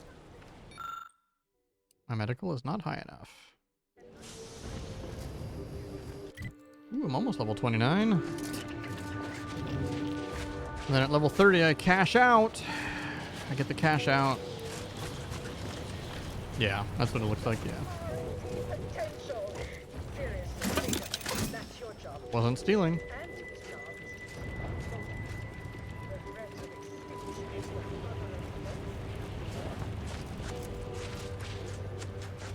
I was trying to see if there was a vendor here, but it doesn't look like it. Just a workbench in the auto dock.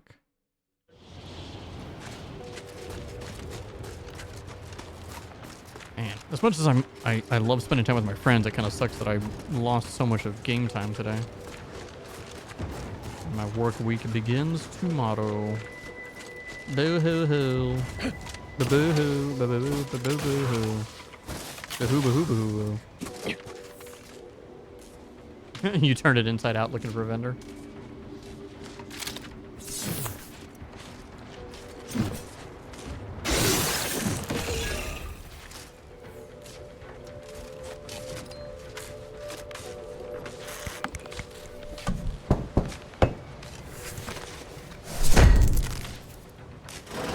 Dude, I love this weapon.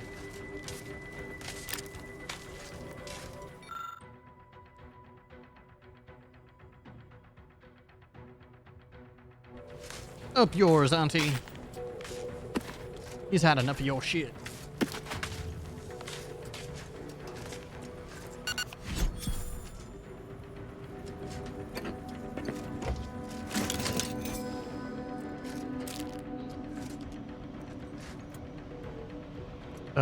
I don't think so. No, because they said Jack was in the ice caves. This is just a random dude.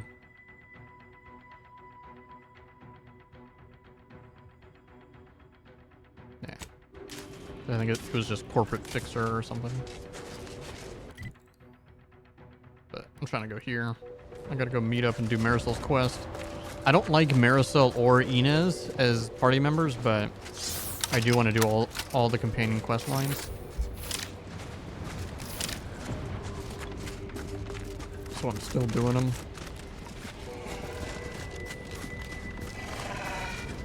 How is this?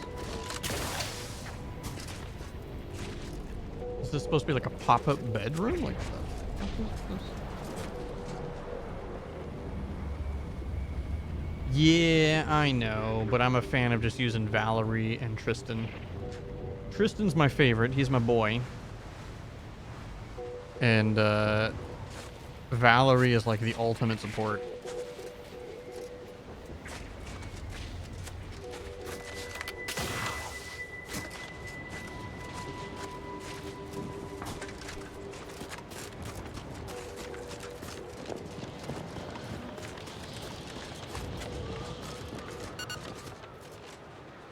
You don't know what to think of Tristan yet? So I've Did you come to this planet first or go to Praetor first? Because I did Praetor first. I did everything you can possibly do on Praetor. Or at least I think I did.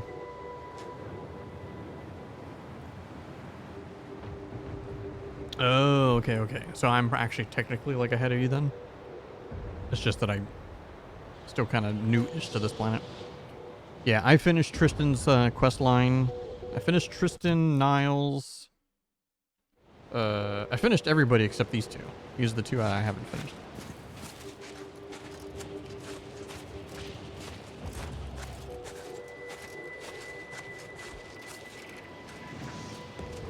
Whoa there, go-getter. Say, have you ever considered the benefits of becoming a semi-confidential, unpaid informant for Auntie's Choice? Breathe once for yes. We work for Auntie's Choice. What's your point? Field Agent Auerbach, proprietary inside acquisition. Our team's presently occupying these premises, but haven't fully brought them to heel, per se. Say, you look like some sort of rogue former member of the Order. Maybe you could tell us what this place is supposed to be. Me? Part of the Order? Oh, no, dear. I assure you I simply share their love of sweeping cloaks and sciencey-looking accessories. I shall update my wardrobe to avoid such confusion. Would you happen to be familiar with this campus? We're not entirely clear what it was used for. As far as we can tell, Order's been cleared out for some time. If not, I might politely inquire what exactly you're doing here.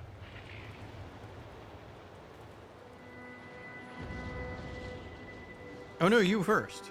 We scour rival facilities for hidden recipes, secret formulas, special ingredients, and assorted confidential internal know-how, then develop it into products to bring to market. It's a unique brand of warfare, exclusive to Auntie's Choice, designed to break incredible ingenuities out of cloistered captivity and share them across the galaxy. Hell of a way of putting it. An agent of theirs once liberated a healing compound from my med bag and sold it back to me for twice the price. Information wants to be freed, then priced and shared along understood lines of commodification and distribution.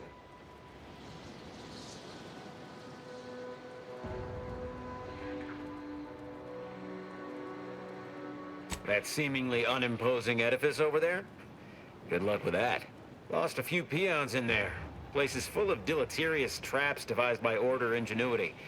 Whatever's stored inside must really be something. At some point, we'll work up the nerve to return. Been scouring all the other buildings clean since. Uh-huh. Sure you will. Oh, well, suppose we'll let you in. You might disable a death trap or two with your bodies, then we can step What do you over think your of the fall, man? cadavers and maybe use them for a shield. Alternately, if you manage to find anything marketable, probably be game to barter for it later. Assuming you don't die, which in that case, we'll probably just retrieve it off your corpse. Either way. Either way.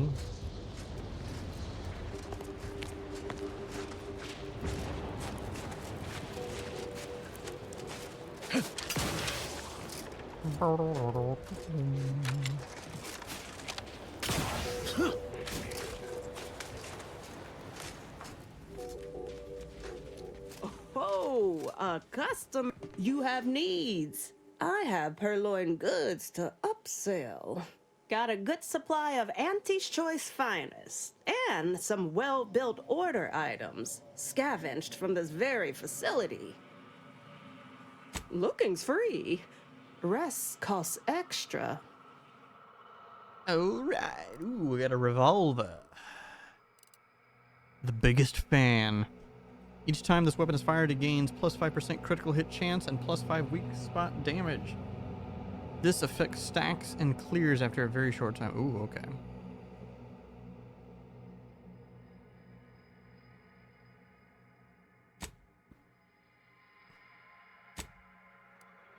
I'll still just buy it.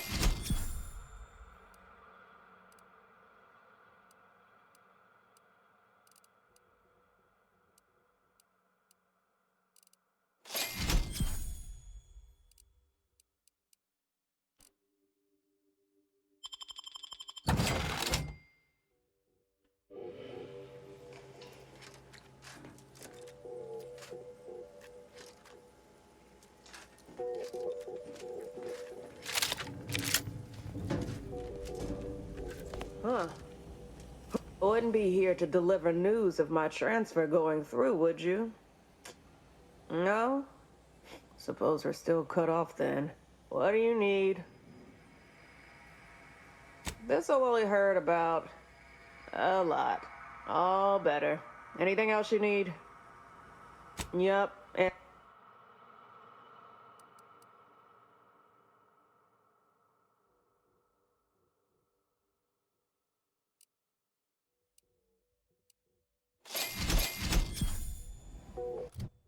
I forgot I leveled.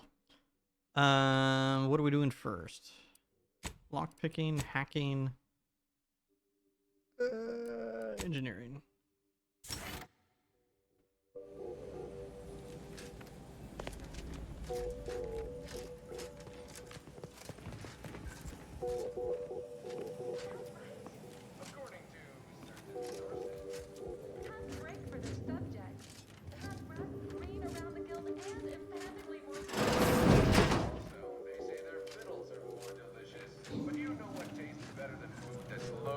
In sugar. What? Food that's high in sugar. Convincing point. Give me Auntie's Choice brand food products any day. Same here, friend. And how? And now, back to it. This one reminds me of the morning we drove the protector.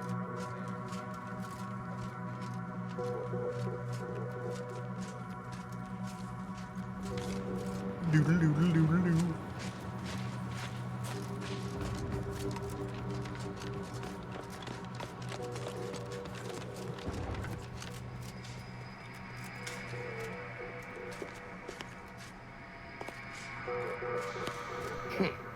You're new.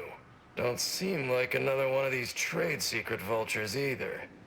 War means nothing to them, you know. How about you? Know there's a war on, don't you? You here to help me win it? Oh, been out in the field, have you? I like the sound of that. Might be just the go-getter I need. Thing is, our local forces are in something of a bind. A protectorate camp effectively bisected the territory we presently occupy. An intolerable vulnerability. Said camp is situated betwixt here and points to the north. Take it out, reconnect the territories, and walk away somewhat richer. Somewhat richer? You mean, what would you get?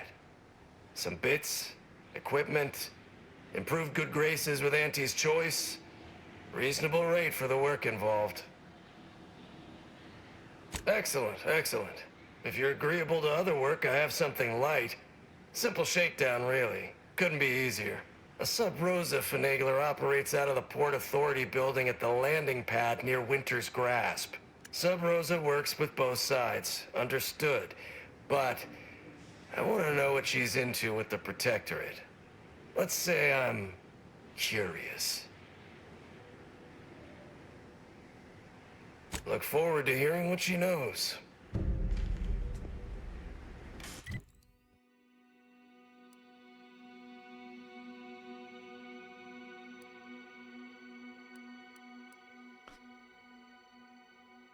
Okay, I got multiple quests and stuff to do that direction anyway.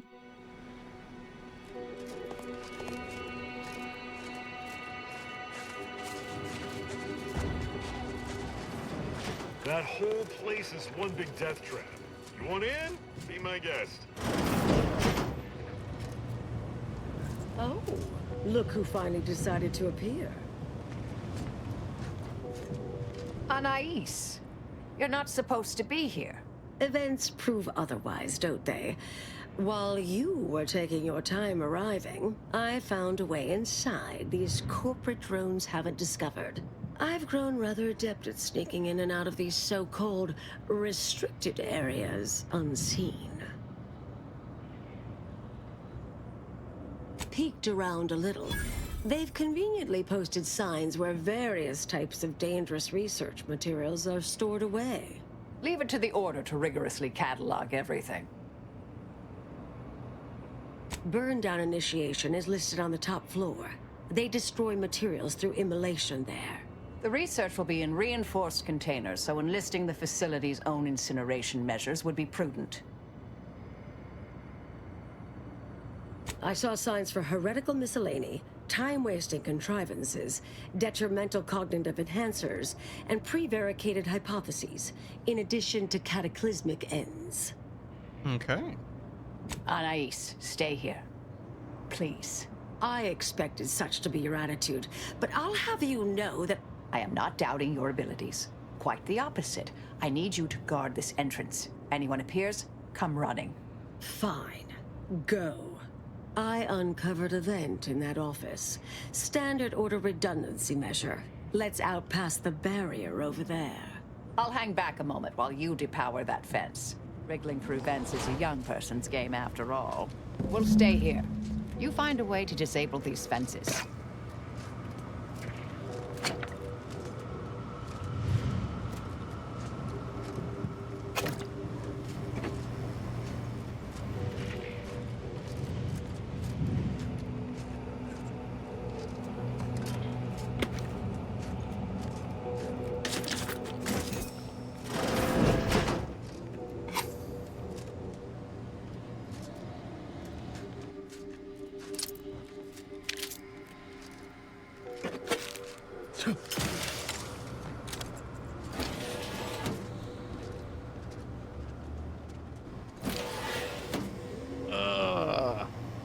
I will say, though, I think maybe just because I have played a fair amount of more sci-fi games this year, and my number one complaint with KCD 2 is the fact that it's too grounded in realism.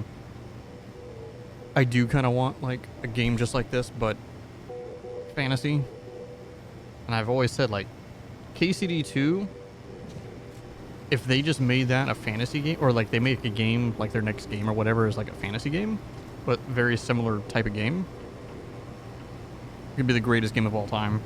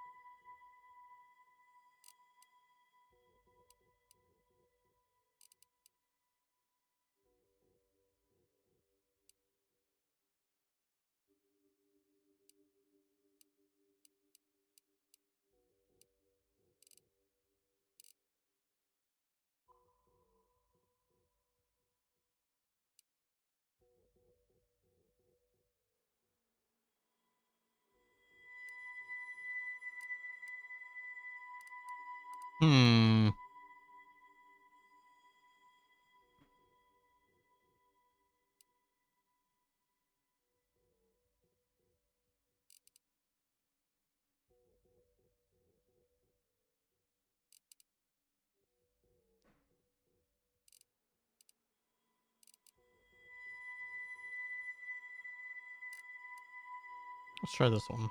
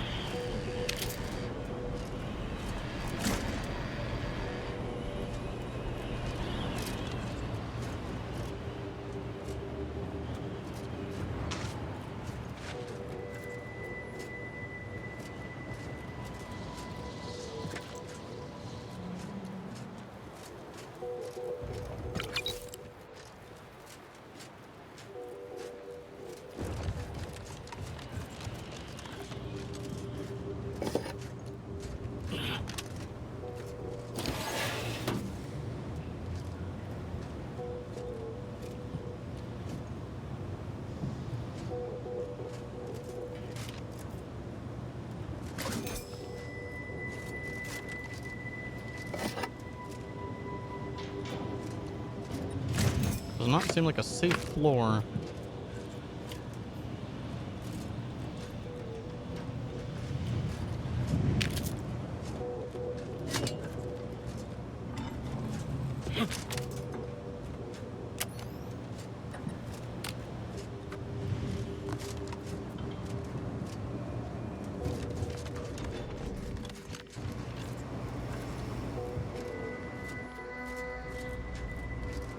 Do do do do do do do do.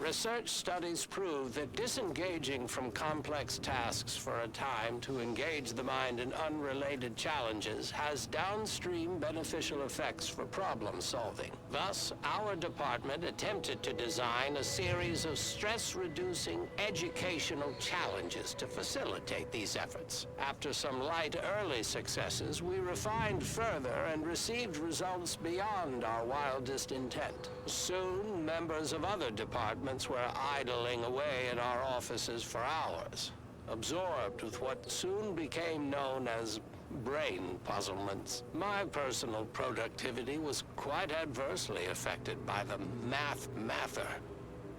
I still see it sometimes when I close my eyes. We finally locked them away to keep from engaging with them. Unfortunately, copies were smuggled out and distributed far and wide, leading to the oft-cited equational delay incident. Delay incident.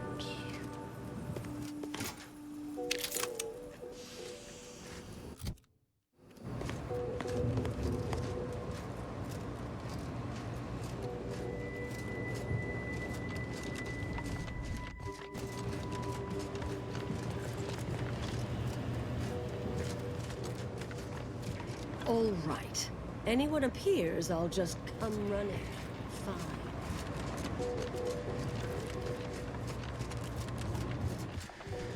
Hello? Someone there? Hello? Help! Please! Thank the law somebody came by. I've been rationing my anti-Cleo Borst rockets, and you know what? Your tongue turns black if you eat them all week. Might concerning, since it's all I have. We was sizing up the place, well, the lobby, when our boss ordered us to find an off switch for them traps, which required us to negotiate through or around said traps to do so. A bunch of the others got killed. I got stuck in here. Boss left with the rest. You think you could get me out somehow? Like, right about now, even? Hold on. You're not even remotely considering releasing him, are you? A trade secret vulture from Auntie's Choice? Free to roam in a building full of order secrets? What are you suggesting? That we let this poor fool die a slow, lonesome death?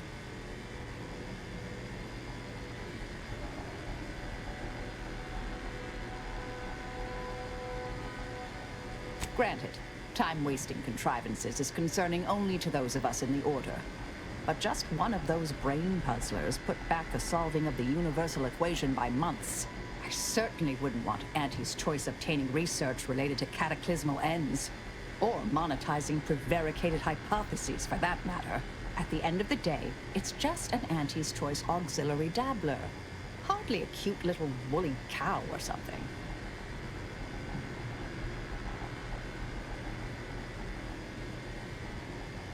Oh, I do. You mean, Wooly. He has a special diet and needs to be brushed, practically hourly. Why, I just imagine her all alone at home, by herself. I've been lied to by experts. He is decidedly not among their ranks. I seriously doubt you're going to convince me we should release him. The stakes are simply too high.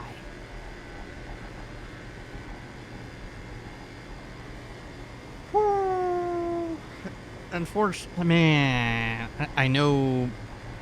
Damn it. I wish I would have invested in speech over leadership.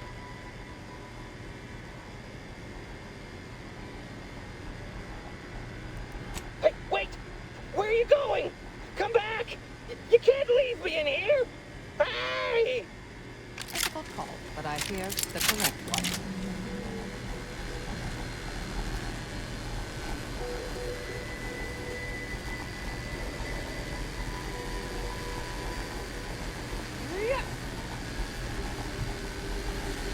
You're young and spry. You can handle that.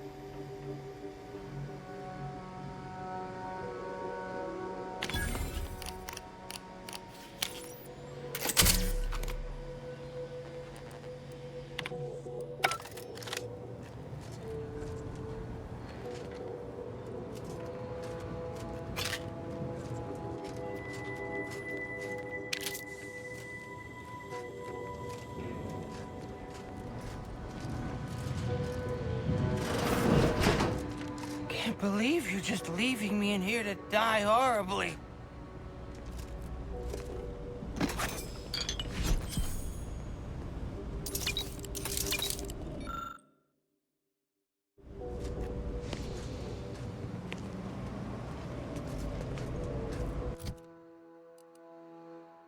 $300 instantly, up to 2 times closer to death.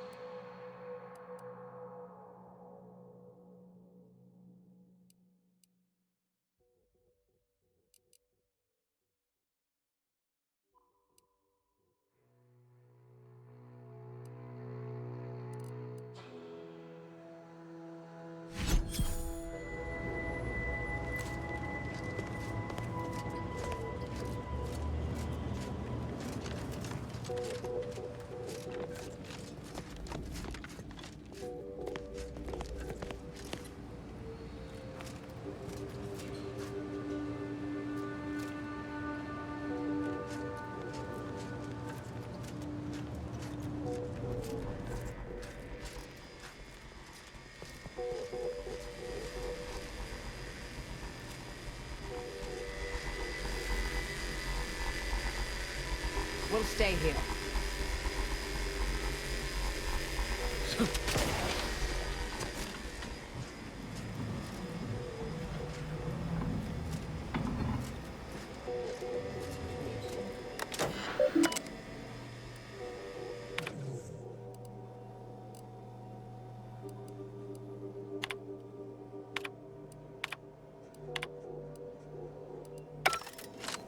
Did I read that correctly? Seemed concerning. Hate to be the bearer of bad news, but we've got company in the form of an Auntie's Choice patrol. Seems their representative wishes to parley. Don't shoot! Like she said, I'm just here to talk. Believe I've pieced together what you all are up to here.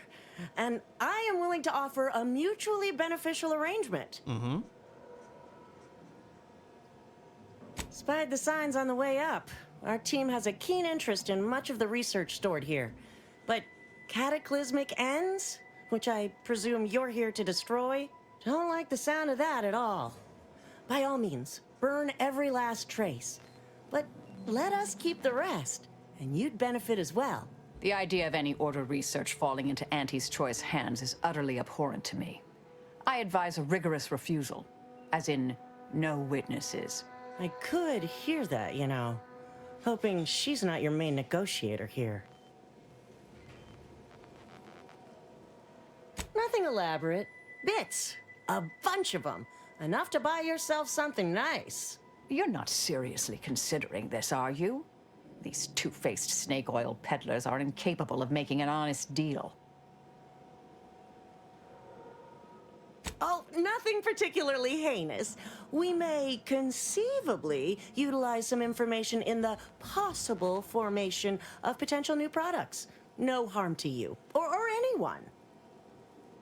Can't really predict how Auntie's Choice would market heretical miscellany, but I could easily foresee them rushing detrimental cognitive enhancers to market. Unfortunately, she's right, and our R&D ain't what it used to be. We'd best be careful with any sensitive intel.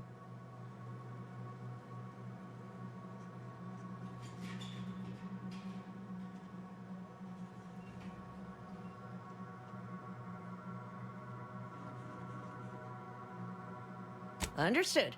But if it's all the same to you, I'll just dawdle here while you complete the process.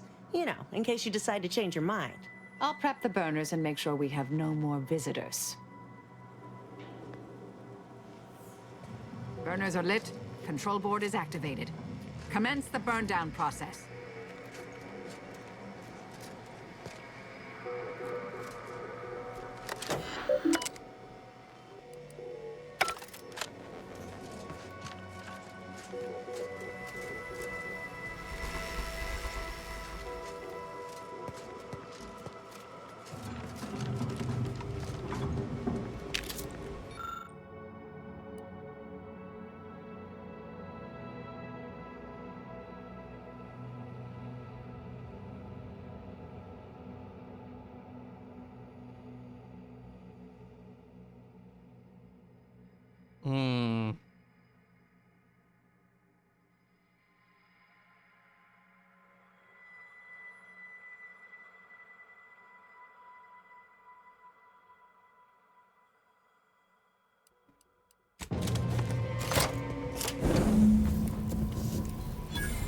Oh, shit. How far back do I gotta go?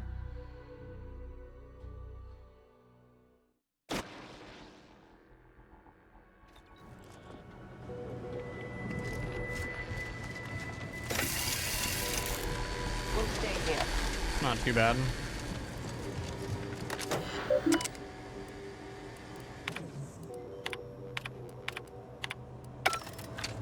Did I read? Believe I've pieced together what you expect. I could hear that, you know. Hoping Ken. Unfortunately, she's right. And our I'll prep. Burners are lit. Control board is activated. Commence the burn down process.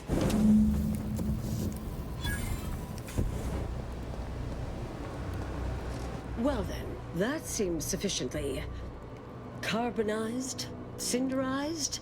No half measures from the Order. Say what you will about them, but they are nothing if not thorough. Excellent. Well, a deal's a deal. Meet me downstairs after you're done here, and we'll settle up. Never pegged you as such an opportunist. But perhaps there's more to this play than I'm seeing. Perhaps I should be relieved Auntie's Choice didn't get anything universe-threatening. My original notes and research are burnt to a crisp. It's over. Finally. I'm sorry. But I saw on the terminal that an external party gained authorization to study it. There's at least one set of copies out there. Yeah, how do we stop that? Give me some time. I'll find them. What do you need from me? To go on and live your life. Around other people, not holed up in a dilapidated shack. We'll settle the rest. You can't possibly expect to leave me behind again without a fight. Why don't we burn that bridge when we get to it? We still need to get out of here first.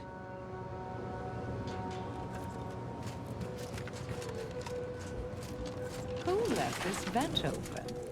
Security around here was tighter in my day.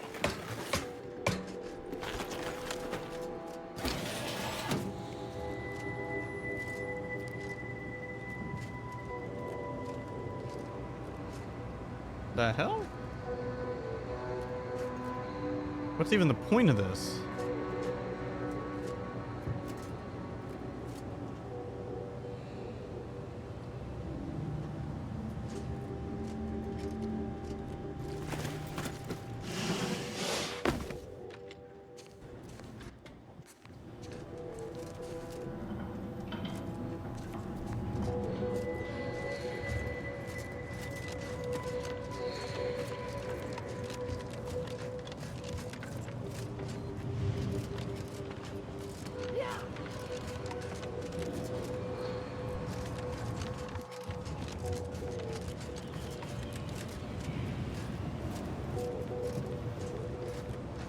Pleasure doing business with you. I can see we'll have our hands full digging through all you've left us here. We deeply appreciate your assistance in further expanding the ever-growing Auntie's Choice proprietary insight catalog. Be seeing you. Suppose this is goodbye.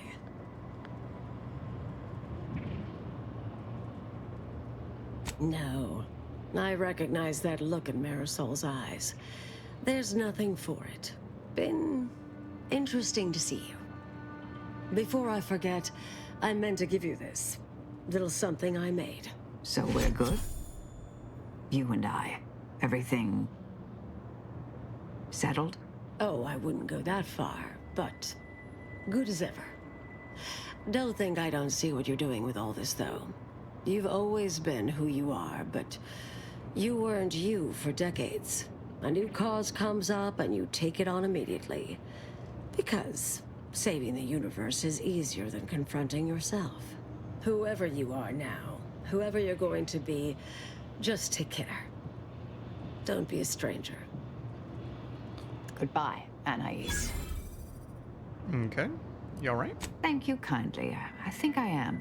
Appreciate your support. Been a spell since I could rely on anyone like that. Though, suspect that's my own damn fault.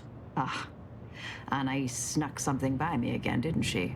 What was that last thing she said? Don't be a stranger. Right. Huh. All right. I suppose you remain on my good side. May the plan favor us against long odds.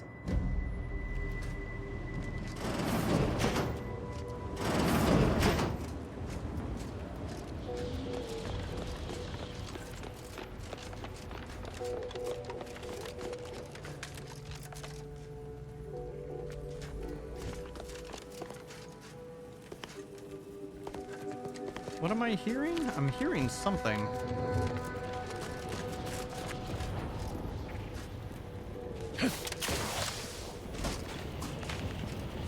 Oh, is there a chest upstairs, maybe?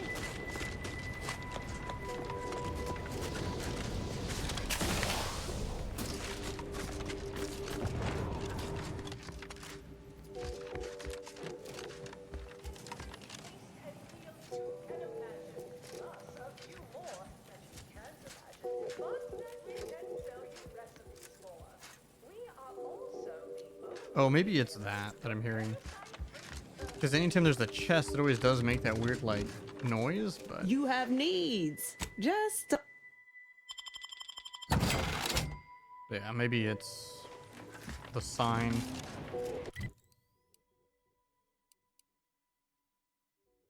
Yeah, we'll do this one. It's just right here.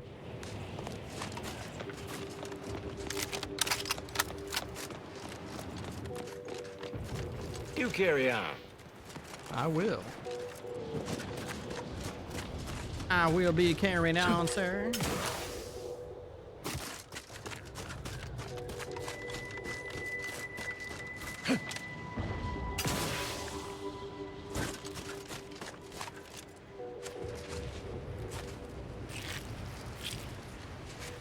Why does the crabble meat look like salmon?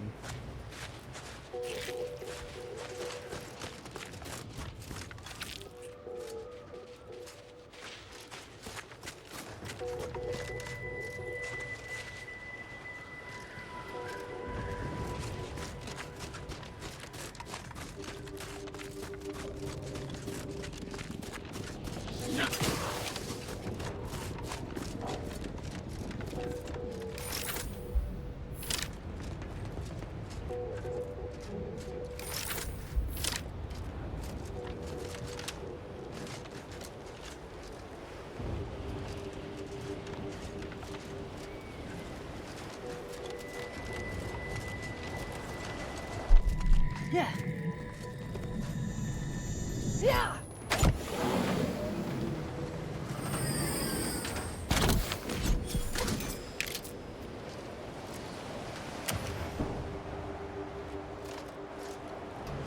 It's always nice finding those kind of things.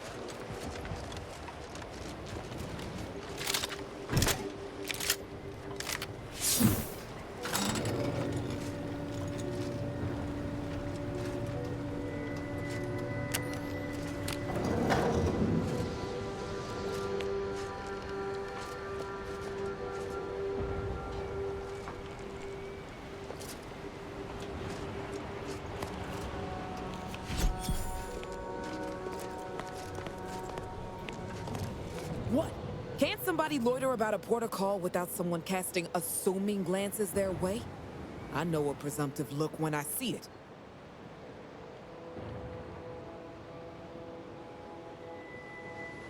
You can't tie me to that. I'm just standing here. Oh, if you wanted to bribe me, you should have just led with that.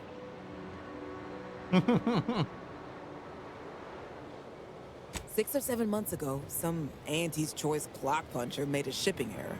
Sent a few crates of failed grafting materials here to Cloister. You know that grafting program they used to have? Where they'd give some hapless hull head a big monster arm, torn off one of a bunch of different deadly creatures? Easy, pal. Unless you want to see this monster arm in action. Up close. Sorry. See, you already got the memo. These crates arrived full of rejected Crabbo graft parts. Sat untouched for months till I found them. And I thought, little rebranding, the right angle? Bet I could sell these. I met this Protectorate officer. Smug as all get out, naive as the day is long. Said she had logistical supply concerns and needed means to feed the personnel guarding the archive. As the plan would have it, I told her I got a shipment of, imitation Crabbo meat. You repackage and relabel it, it'll pass for Protectorate rations just fine. She agreed. Bought a few crates on the spot, promised to send word when she needed more. I just had to grind up everything first. Remove a few telltale chunks. I can't take full credit or blame. I simply misrepresented misallocated materials for profit. I am merely a humble opportunist. Here's an audio cartridge with all the details. Those troops hear what they've been eating? I don't know what'll happen, but they won't be happy about it. That's for sure.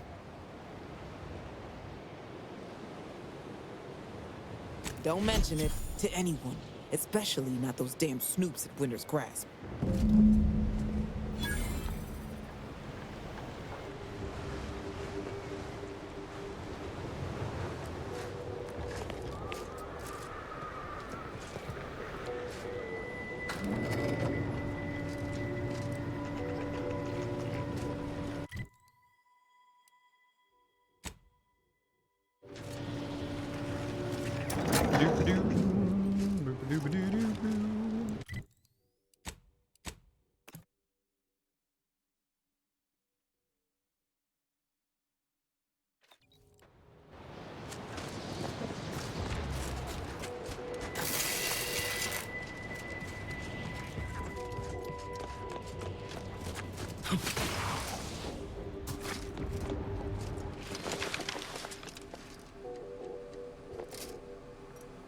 Any news from the field?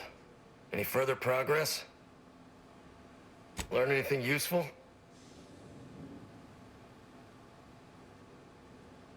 Ha! A base opportunist after my own heart. Well, she can continue swindling the Protectorate then. Here's a little something for your trouble.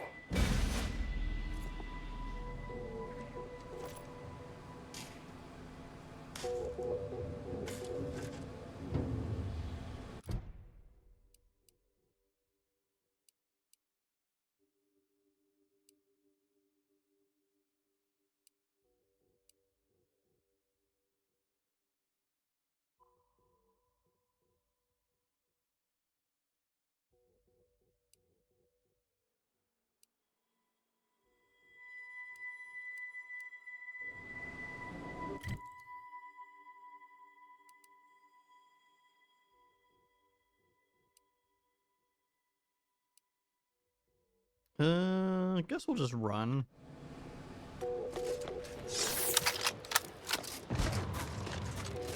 Oh, I should probably mark the right quest, though.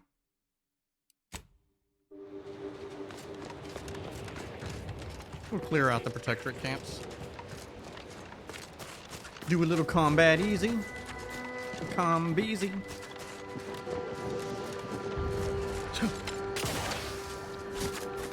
Doo-ba-dee-ba-dee-doo-boom.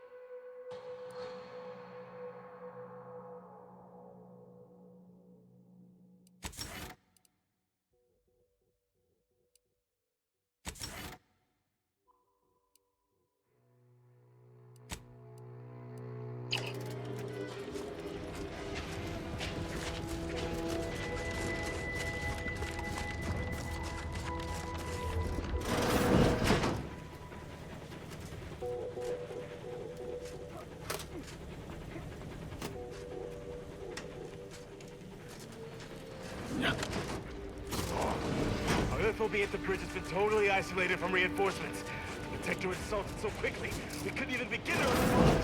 50 Bit says that plan came from the archive itself.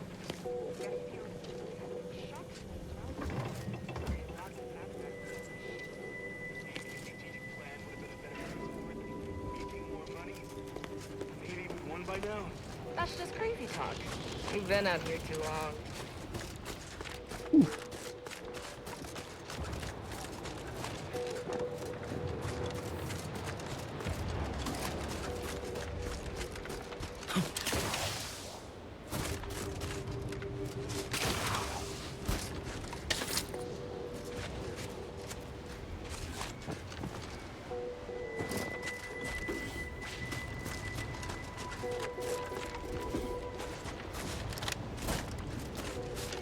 Torpificator at ready status.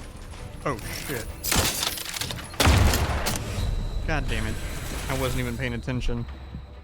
We'll start that over. Oops.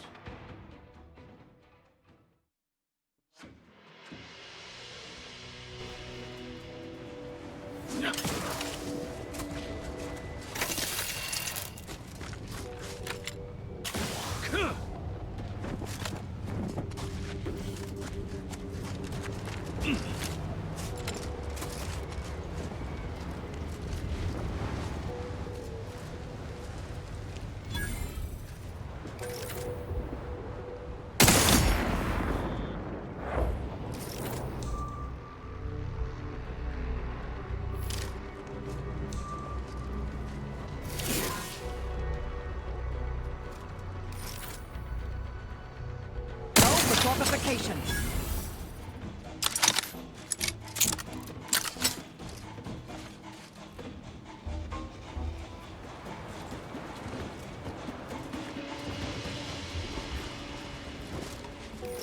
Mobilizing.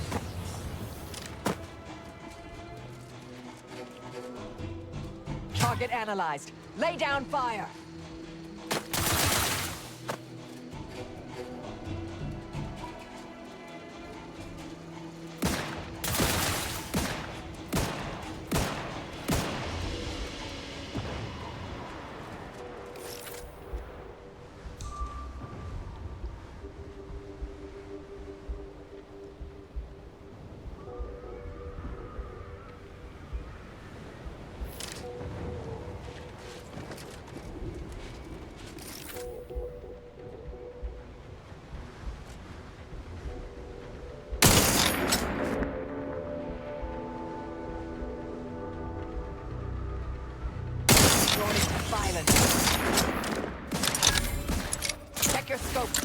weapon analysis. Yeah, is like my weapon bugged, not with silence? Is that what's going on?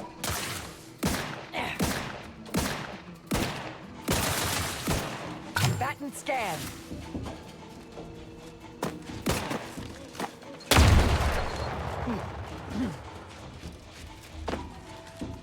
Trap is ready, and frankly, pissed off.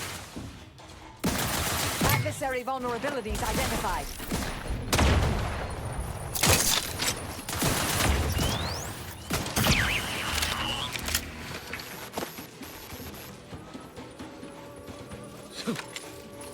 I have a fix on their weaknesses. Let me end this fight on my feet.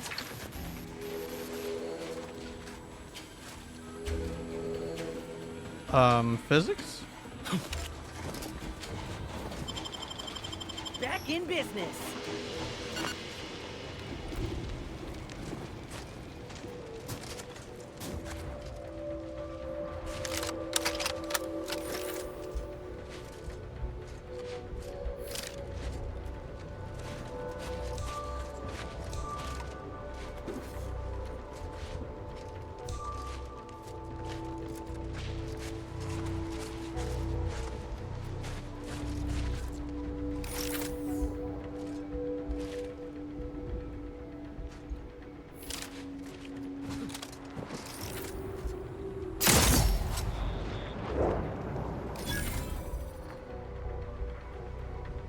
Proceeding to attack.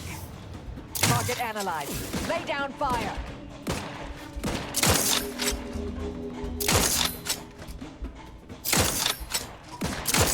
One protectorate outpost wiped off the map. On to the next.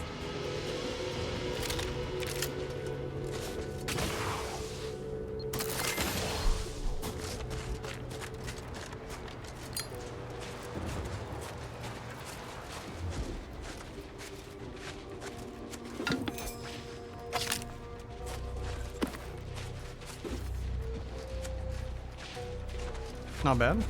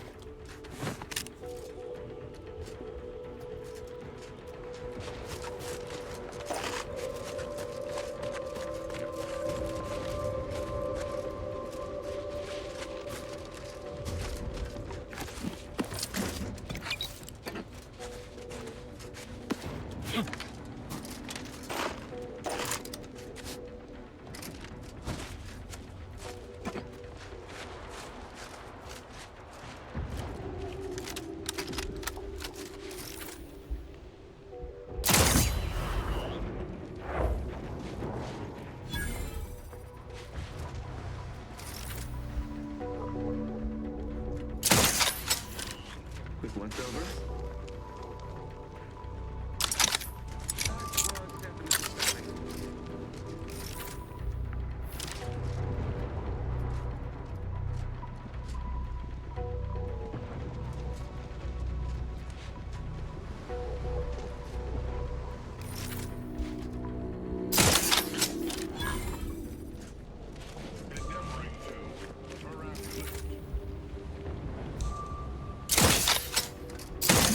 Protectorate camp's clear.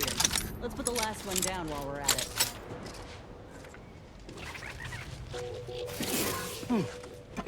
Very nice.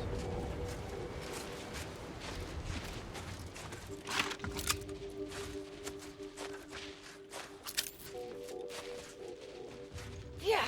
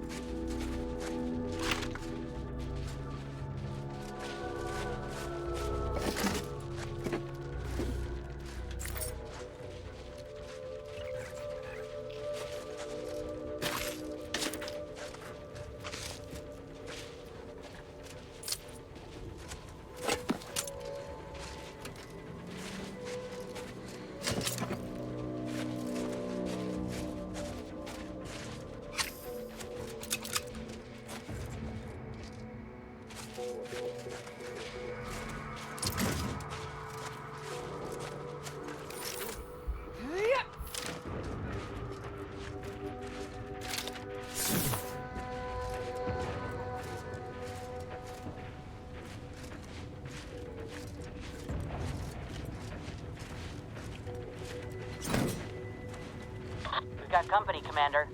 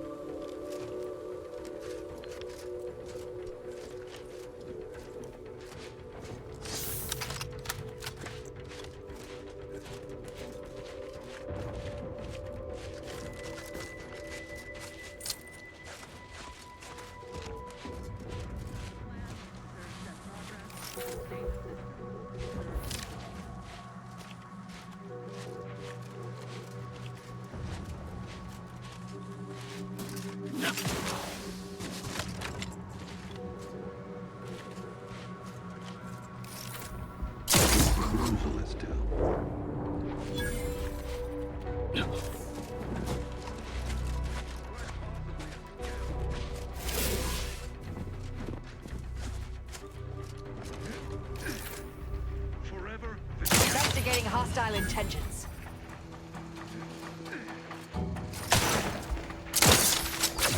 Always crabby. Hop in my...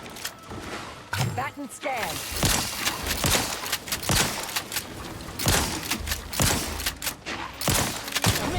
You can't beat, Commander.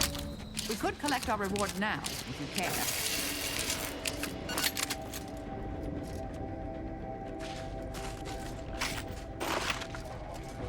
Indeed.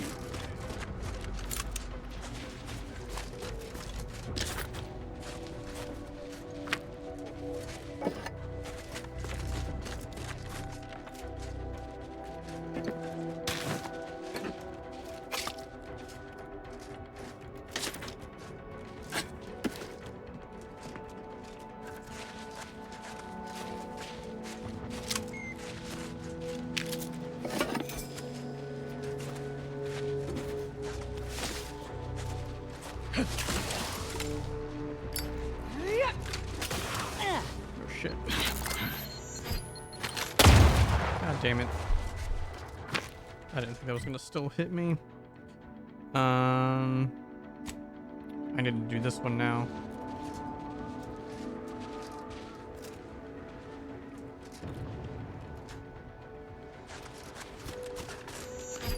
Hostilities are afoot.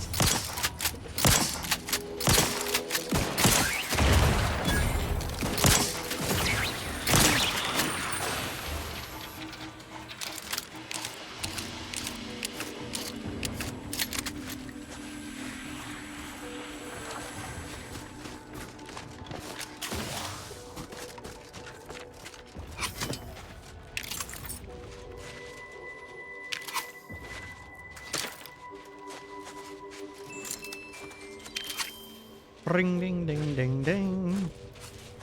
Ding ding ding ding ding ding. Ding ding ding da ding ding ding da ding ding ding da ding.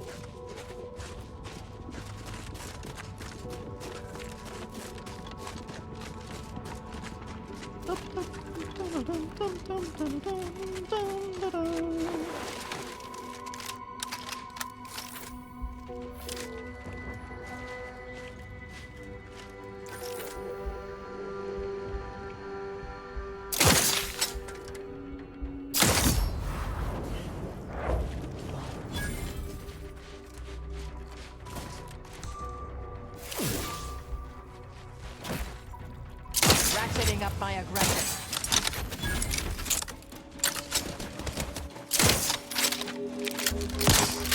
Gun weapon ready, Commander.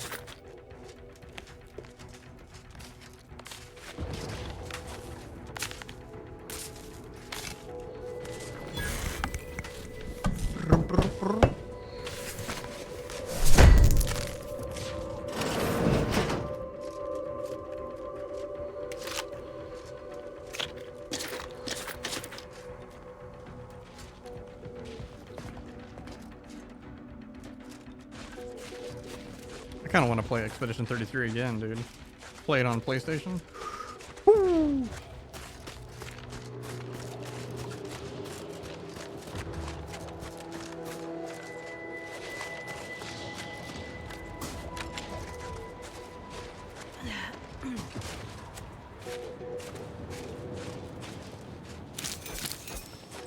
Ain't no use standing around. Pull out that rift modulator and fire it up.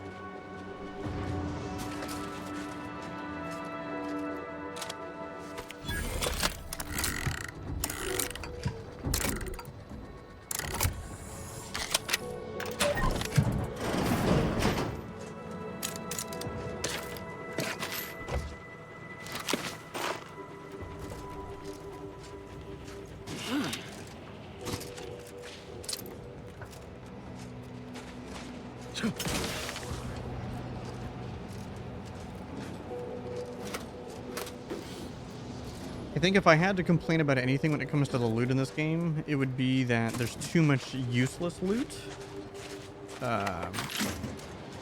My favorite loot style is probably the old FromSoft way in like the Souls games, where everything is meticulously placed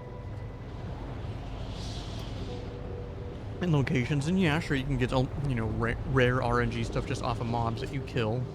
Isn't Azza theoretically in charge of Glorious Dawn now? Those Rift cultists in Newton might stand down if she's present.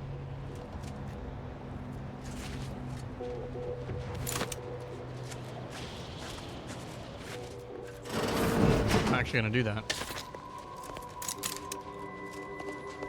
I did not think about that.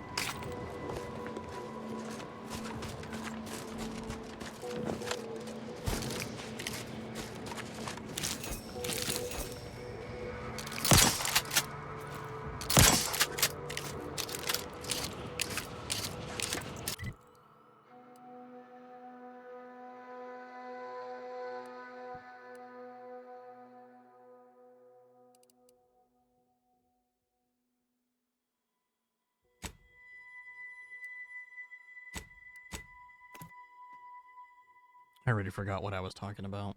I don't even remember. That's how I know I'm tired.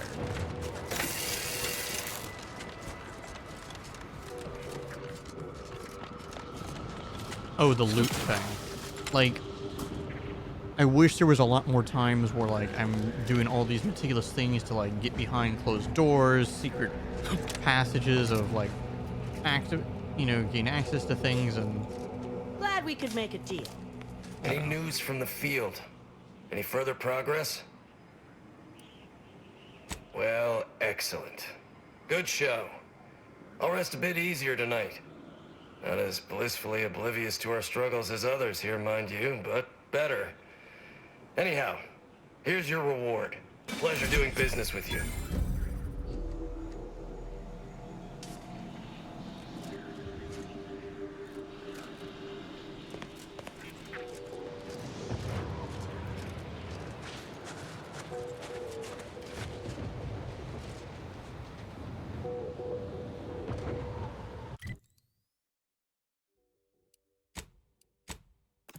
Okay. Guess I'll drop off Marisol. I don't know how many I have. Well, I have 9. But I haven't found a lockbox in a while.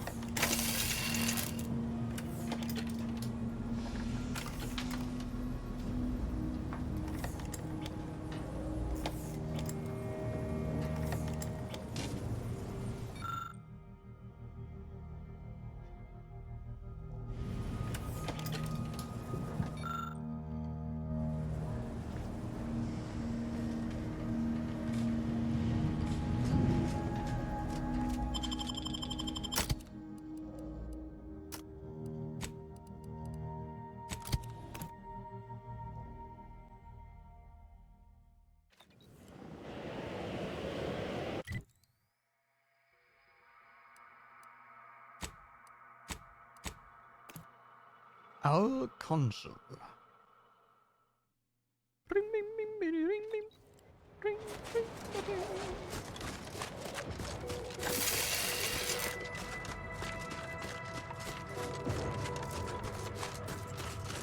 Bum bum bum bum bum bum bum bum bum bum bum bum.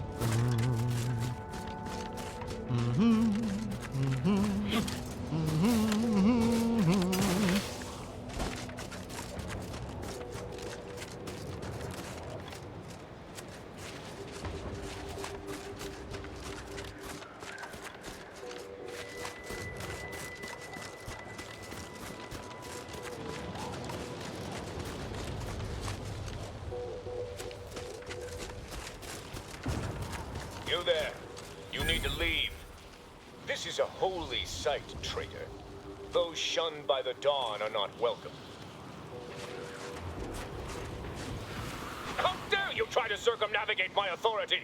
I will do more than that unless you summon your leader immediately. I don't need to waste my time speaking with a mere acolyte. I don't... that is...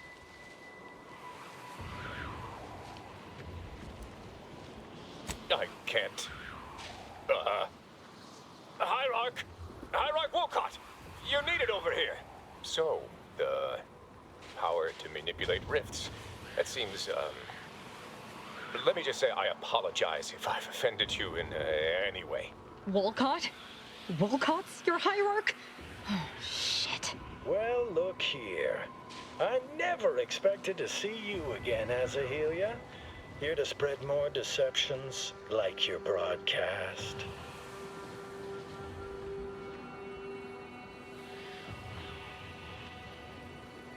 Of course. It's so simple even you can understand Wolcott. She was setting us all up to be political pawns. Our deaths were to be proof of the Consul's superiority as a leader. But the only thing your imminent and excruciating death will serve as is proof of your incompetence. God damn it. I only brought her so I didn't have to fight. Glorious dawn!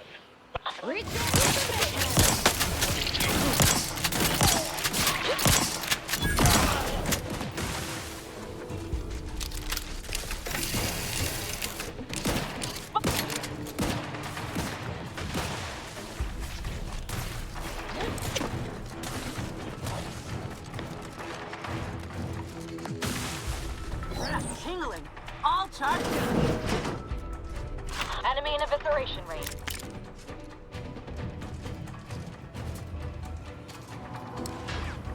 Yeah. Can't stop me that easy.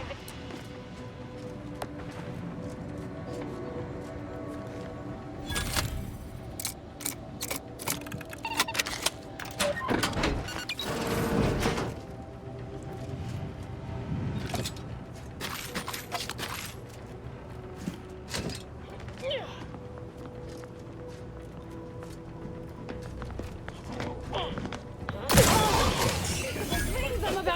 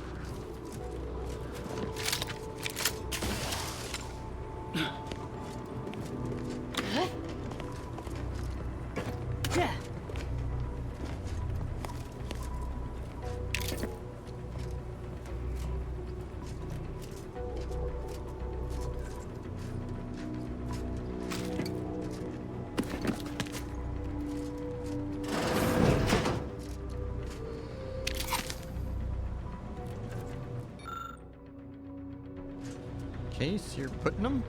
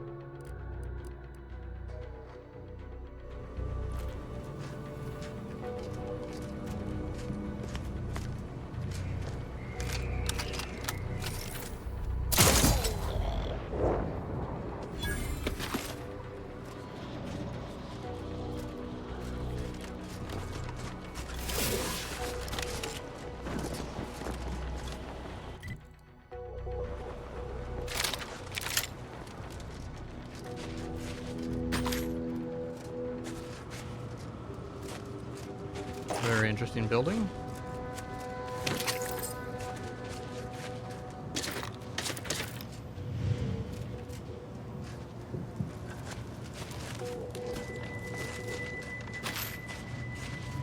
I found what I was looking for. No need to continue messing with the Dawn's communication devices.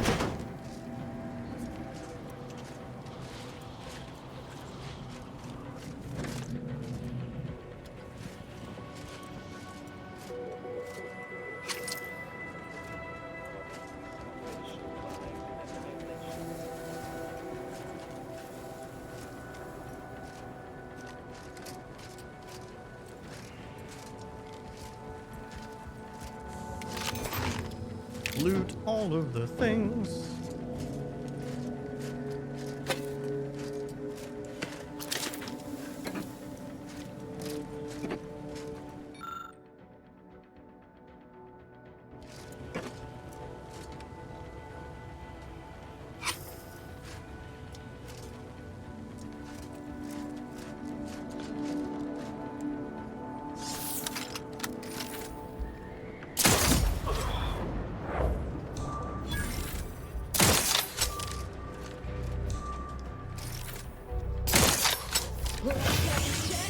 Hands shall be wrist weapon primed.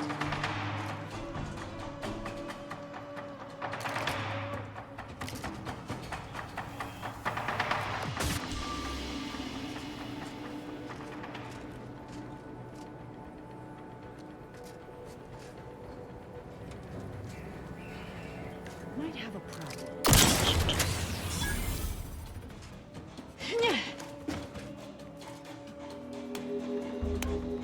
Boop, ba-doop, boop, doop.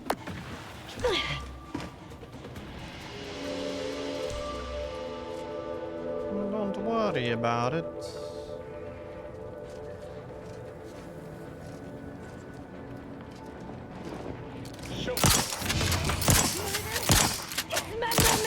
God damn it.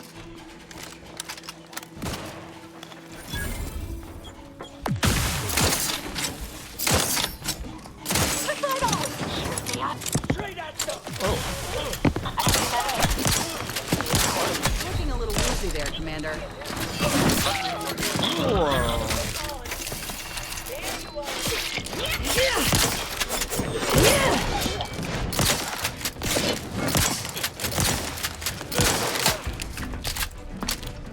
This thing's gotta move. Terrible claws.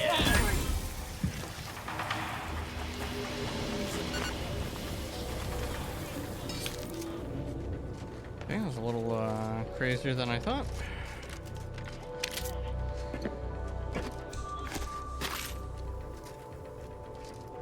Take all that loot though, son.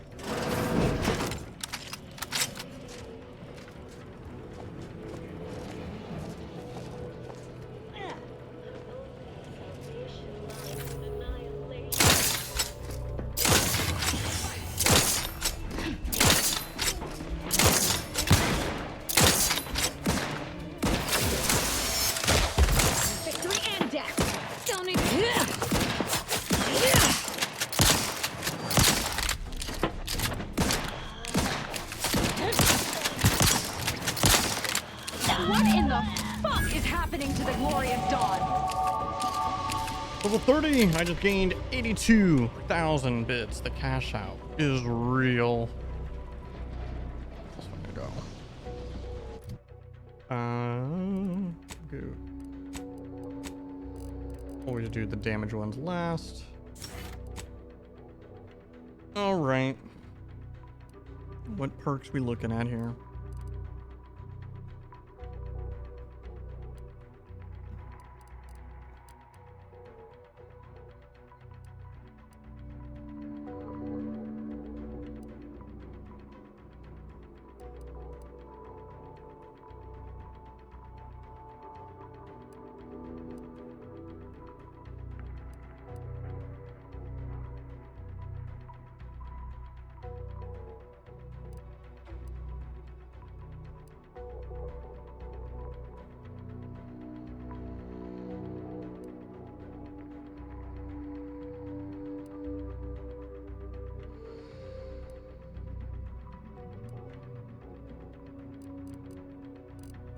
Fuck it, taking psychopath.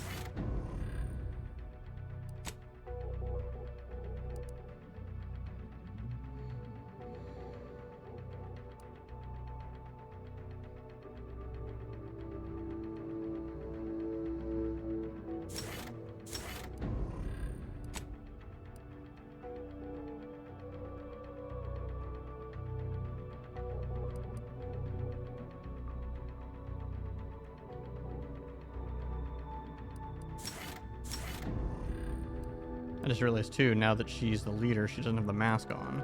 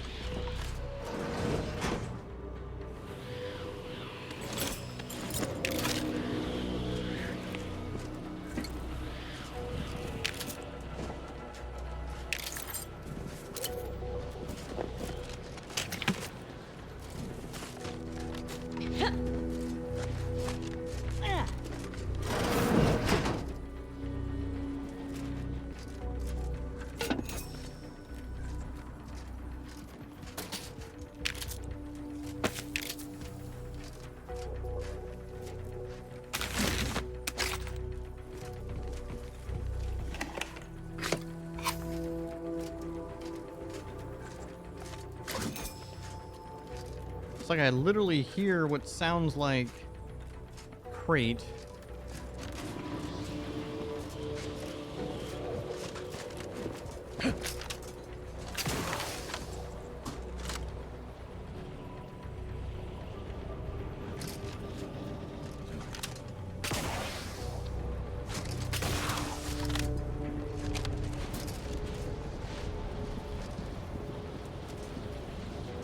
Huh.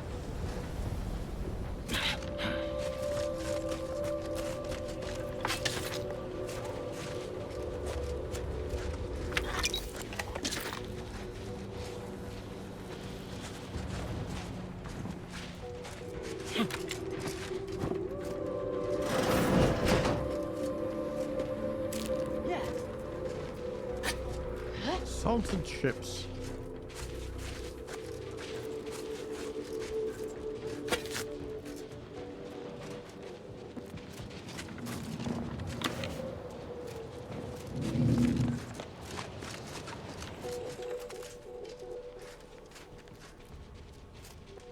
Fuck? There's nothing in here. That's weird. Usually there's always something.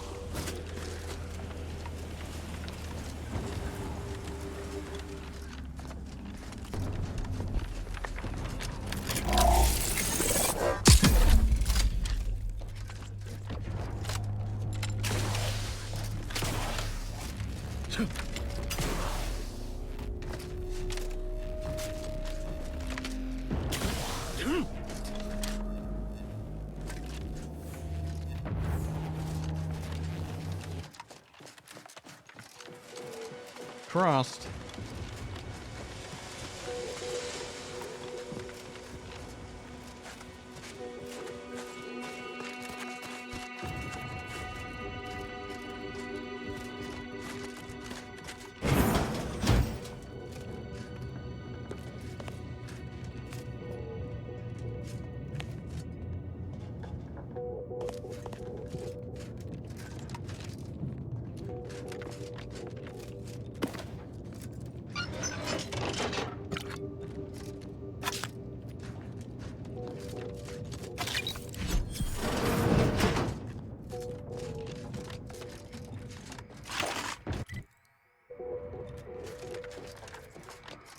Mainly just wanted to make sure I have it now on my map to fast travel, which I do.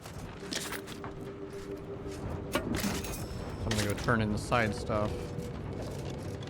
I wonder, I actually probably should go kill the last bounty that I have as well. Oh, that's way over there. That's hella fucking far, dude. Same thing with her thing. Holy shit, that's far.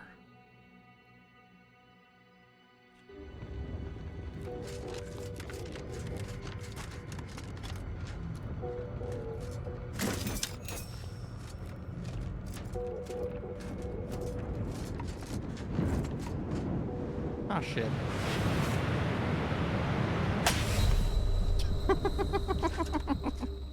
Oops.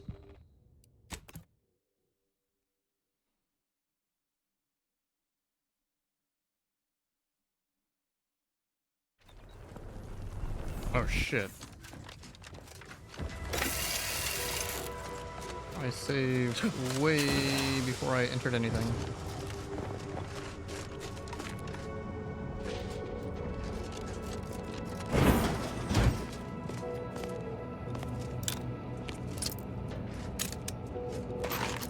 I don't know, honestly, who I would rather have access to this. I'll probably just do the order since they're right here.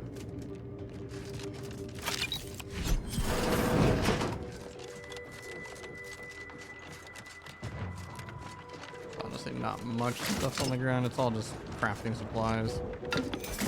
Nothing major.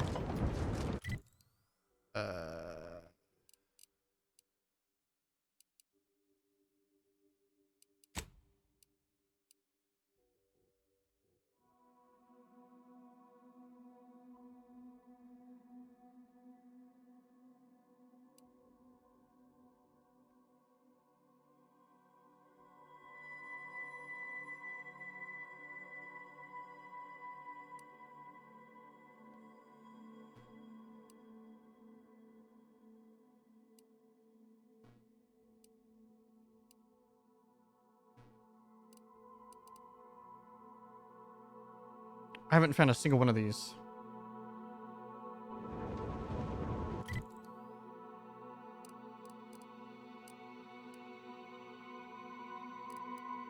I'm gonna go check out that area. I don't know what that is.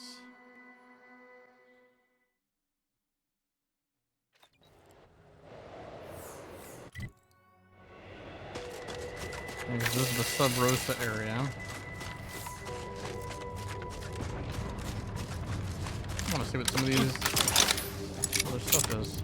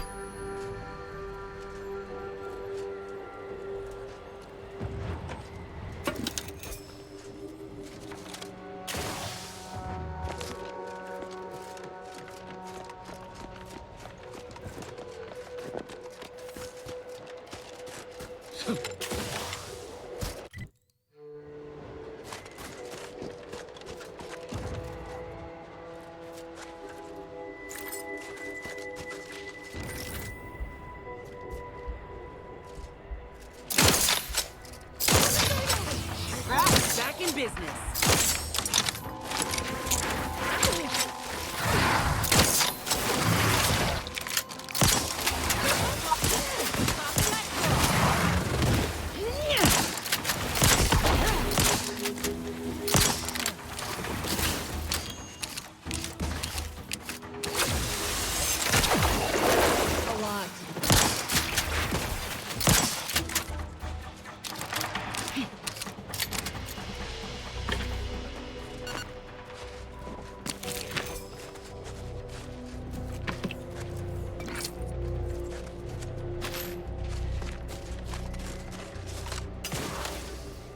I think for me, as annoying as it would probably be, I think it would be kind of cool if like hard difficulty also meant like your companion can die.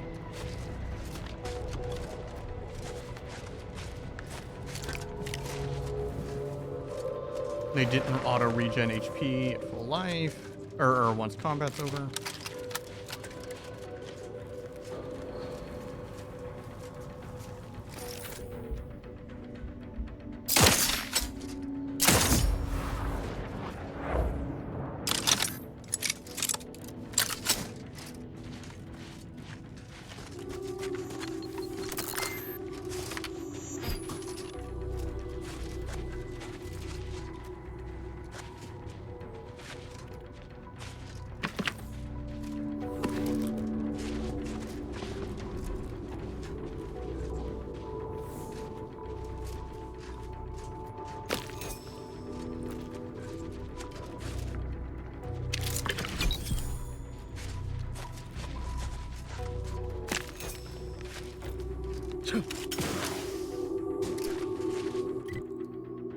Oh, I know where I'm at.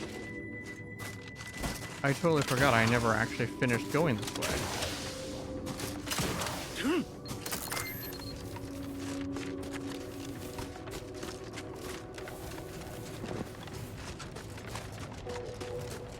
Oh, that's right, I didn't.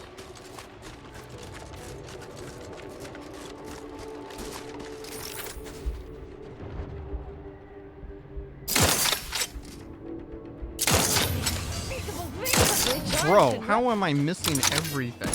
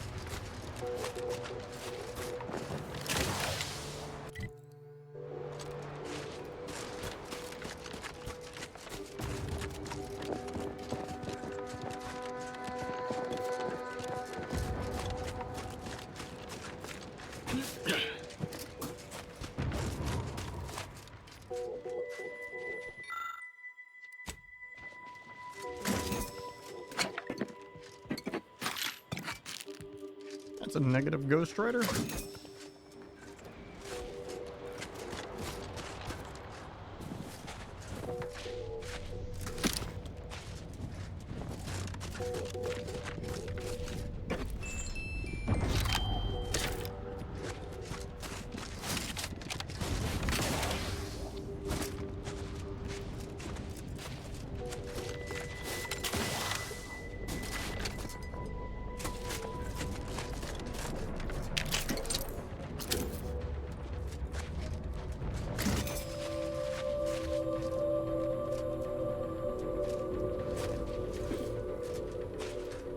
Not bugged?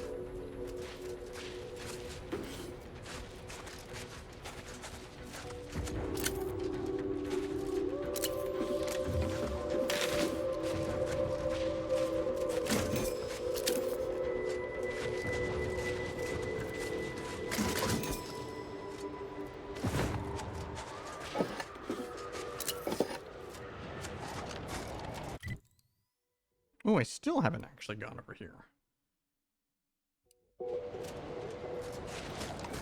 I wanted to check those buildings. And now I think I know. It's what's on top of this. How do we get up there?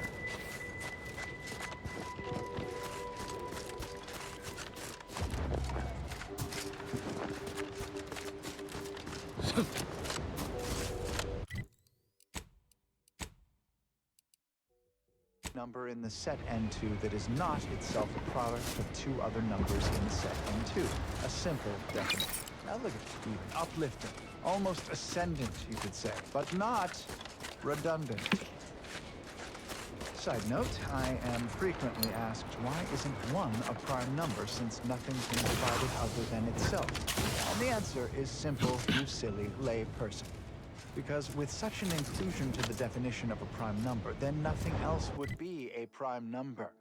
And then what good are prime numbers? Wait, you ask, what good are prime numbers?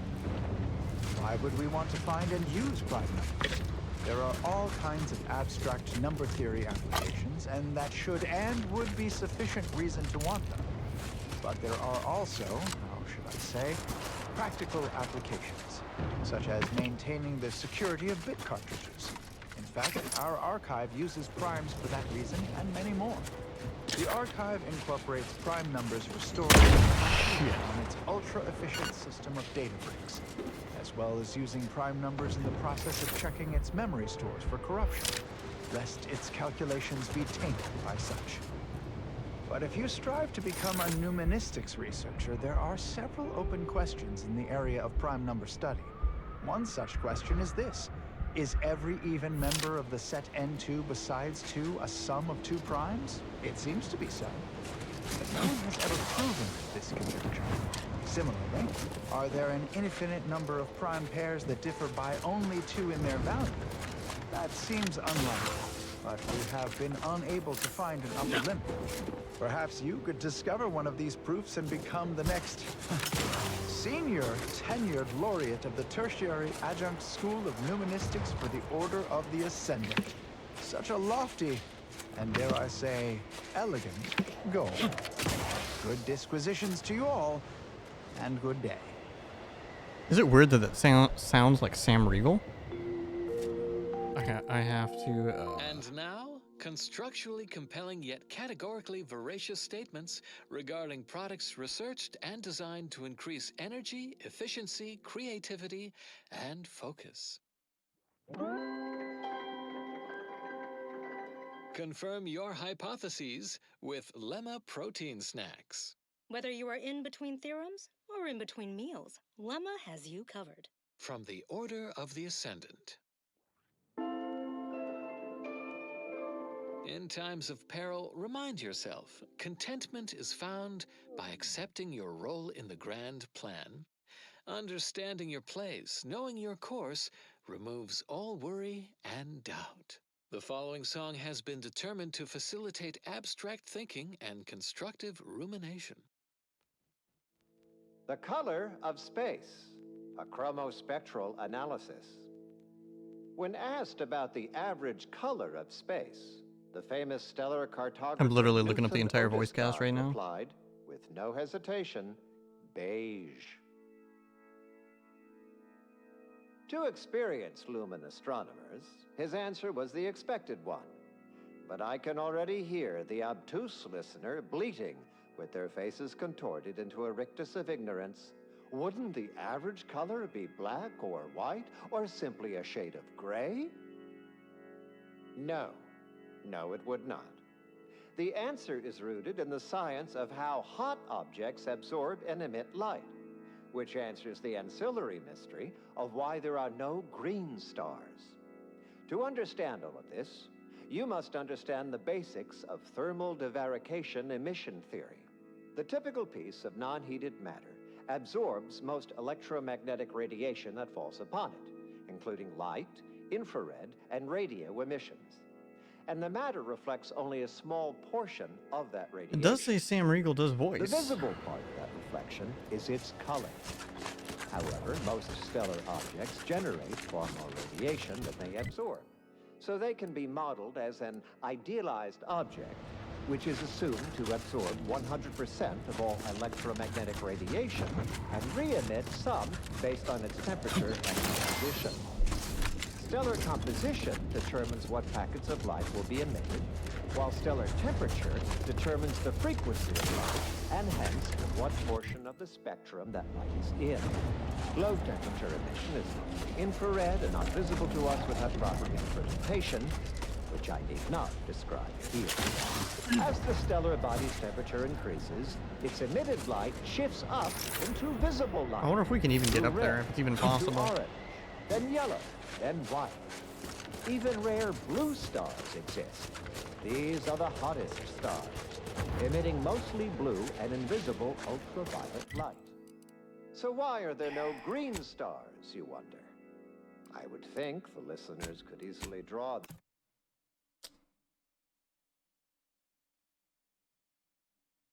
this trivial conclusion for themselves.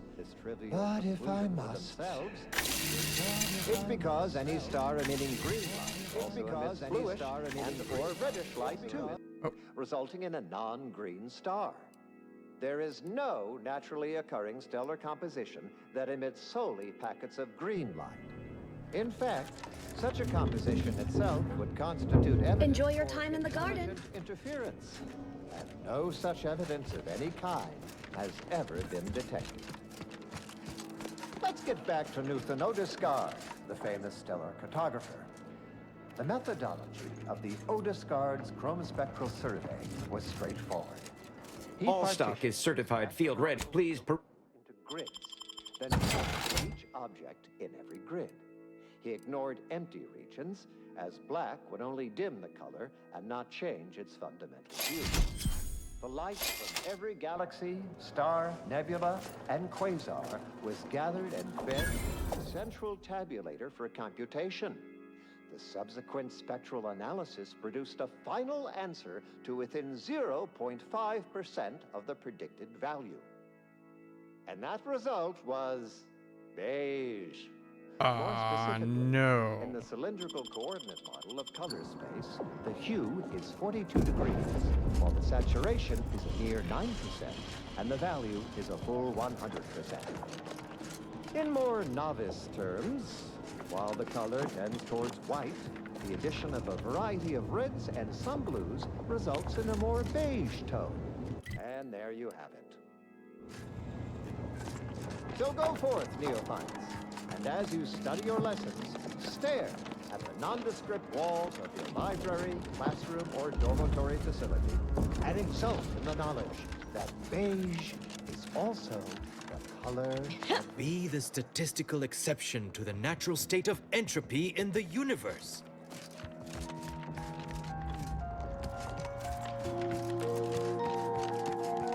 You have tuned your receiver to Grand Plan Wireless. We verify before we amplify. I always find I work best when undistracted. One could say I find the cultist at Newton quite the interruption to my focus. Now, how might we be of use to one another?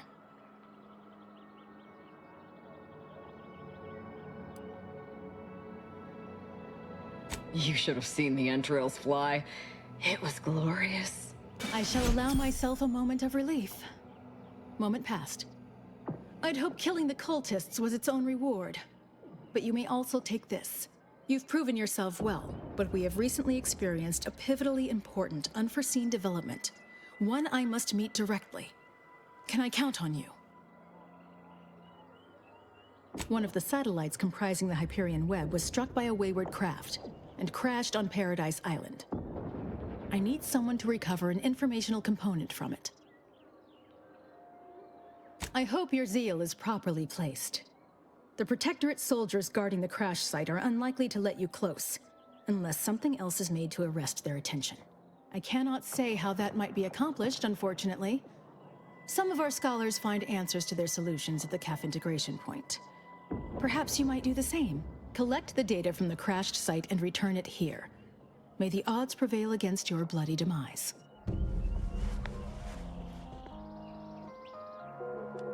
Oh, I finally got my work schedule.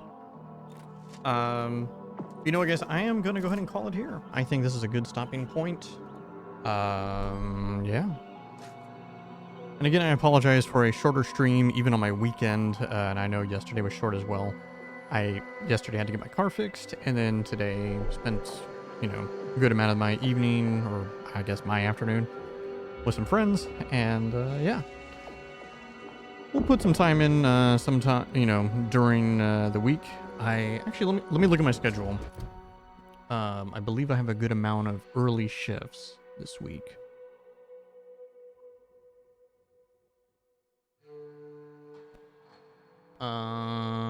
Yeah, so today/tomorrow or whatever is my only late start, and then I have a bunch of early starts. So we'll definitely be streaming after work some of these days.